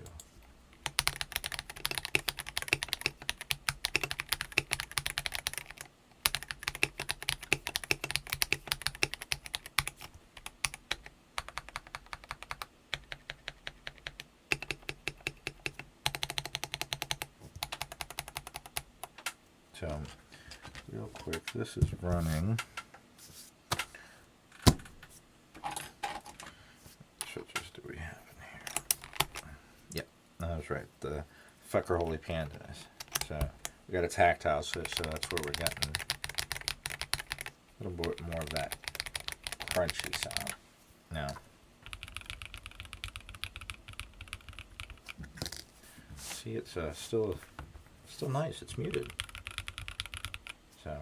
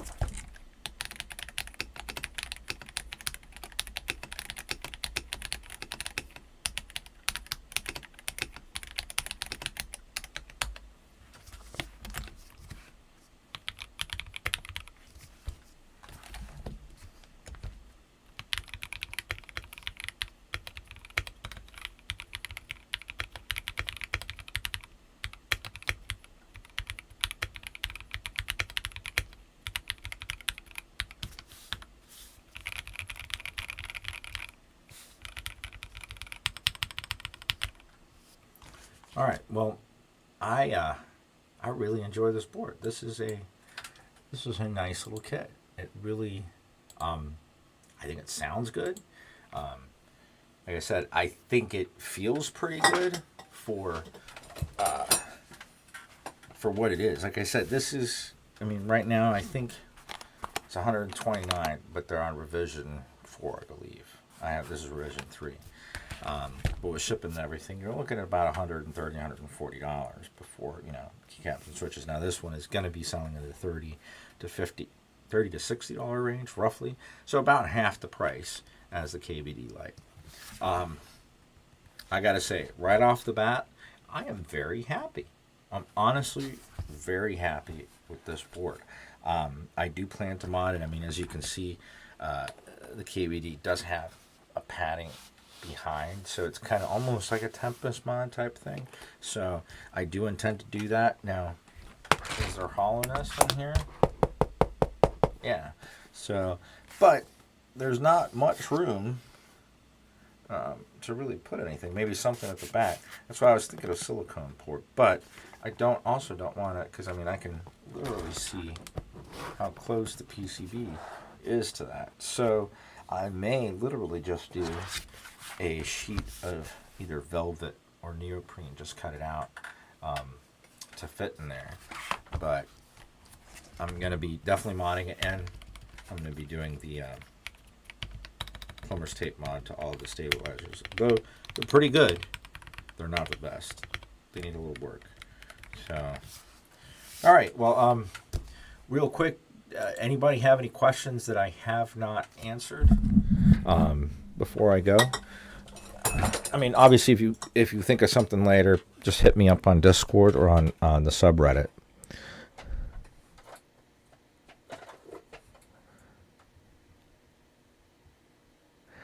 Yeah, it's not a wireless board. I mean, it seems to have a Bluetooth antenna, but it does not have that functionality that I know of. Plus, it doesn't have a battery. Though, I mean, could it? I don't know.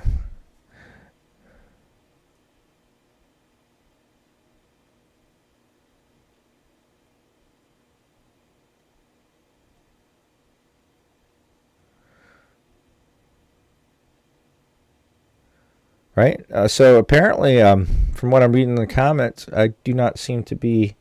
I haven't downloaded the software yet. I mean, I just got this board yesterday. I do know that there's software for this. I believe it does have remapping, but I will cover that in a video. I'm going to include some shots, some video from the build. Wow. We've been doing this for 4 hours. Wow, guys. But I do plan to do further videos, mod, everything. I'll do a more slimmed down version. Obviously, I'll put my mistake in there as a laugh, because I mean I did do it, and because I want others to learn. So hopefully nobody else makes the same mistake as I do. Granted, we didn't hurt anything, but I'm actually really quite fond of this board, and I actually want to use it for a little bit. I'm probably going to end up using this board as my daily here for a minute. Let me get you guys back up here for a sec.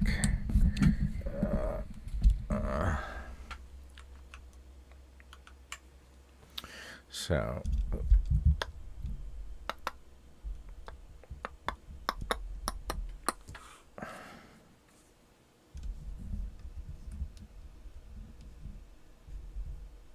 Yeah, I got a lot of things kind of just rigged up.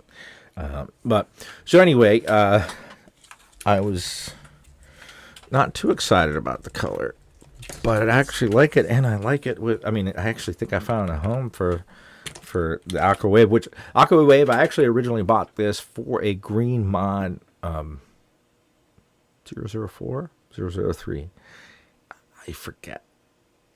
Which mod it was, Aqua mod series, and it was in green, but it had a lot of issues with it, and I actually helped them to figure it out. Basically, on Linux, if it was connected and you rebooted, the keyboard was dead. It would reset, and you'd have to go through this whole process to get it up and running again. So I had to unplug it every time I rebooted the computer, but guess what? I needed a keyboard to reboot the computer, so it was like a catch-22. I worked with Aqua employees for a while to get that fixed. And then I was like, listen, I'm actually more interested in the 007 because it has the knob, and I'd like to actually compare it against the Q2 knob as well as the GMMK Pro, kind of just round up the mid-range boards. And they're like, well, we're going to have a version 2. We're going to put in revisions that you and other people have given to us so that it's going to be corrected, and we'll let you know when you can order it. I'm like, okay, great. So I placed an order for it when they let me know. They gave me, I think, a 10% discount, which was nice. I received it. When I received it, unfortunately, we just had a death in the family, so I left it in the box for a couple of weeks before I got to it. But when I finally opened it, it was a version 1. And they were just like, oh, too bad, so sad. I'm like, just send me the version 2. I'll send this one back. But I haven't been able to get a resolution from them since. And don't get me wrong, I love their switches and their keyboards are nice, but their customer support is very lacking, and I'm just disappointed, to be quite honest. But sorry to go off on that tangent. Hopefully you guys enjoyed this video. Like I said, I will be coming back to this. I'm gonna mod this. I want to tune this to, I mean, even though it already sounds, I mean, this is stock, guys. I mean, not too many keyboards sound like this stock. This is pretty damn good, especially for the price. Like I said, it's going to range from $30 to $60 depending on where you're buying it from. KeyMonkey does have a discount code. I think I've shared it. If not, just hit me up. I'll share it again. And if all goes well, no promises, but I do believe that my friend who's starting the shop, and just so you guys to see what the name of it is, it's Retrofit Works. I mean, that's what we're doing. We're retrofitting and stuff. So I thought that was a pretty cool name. He is aiming to carry this board. My friend is aiming to carry this board, Tester 68, and a couple other boards that are, you know, reasonably priced and known for being well moddable. And of course, he actually intends to carry you know, different types of foam, different types of lubes, I mean, all the different things, but for retrofitting keyboards. And also, he wants me to work on the content side to help, you know, create some of the guides. You know, this is how you can mod this one. So basically, it's just be content that I'm going to be creating. But like I said, their whole motto is to create as much of the keyboard parts here in the United States, and hopefully that goes well. So I hope you guys enjoyed the video. This was much longer than I expected it to be. Thanks for those of you that hung out. As always, if you guys had any questions, you can find me anytime.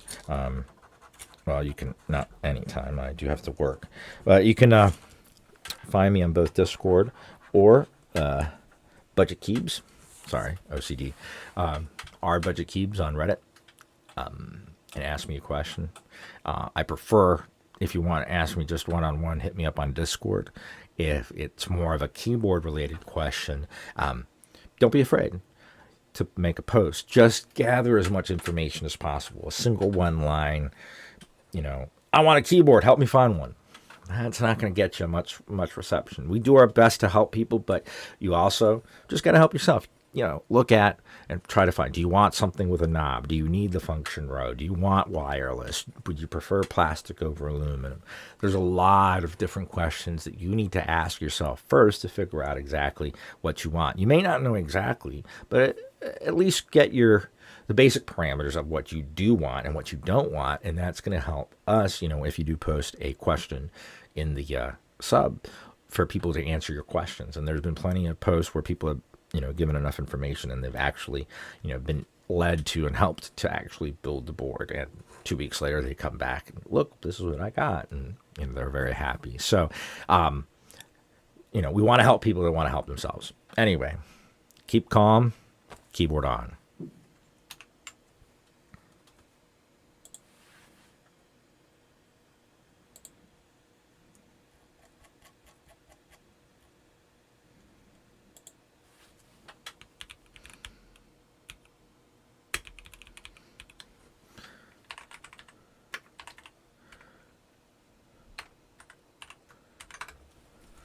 All right, bye guys. Thank you so much. I really appreciate everyone that hung around and dealt with me and my silliness. You guys have a great weekend. Keep calm, keyboard on.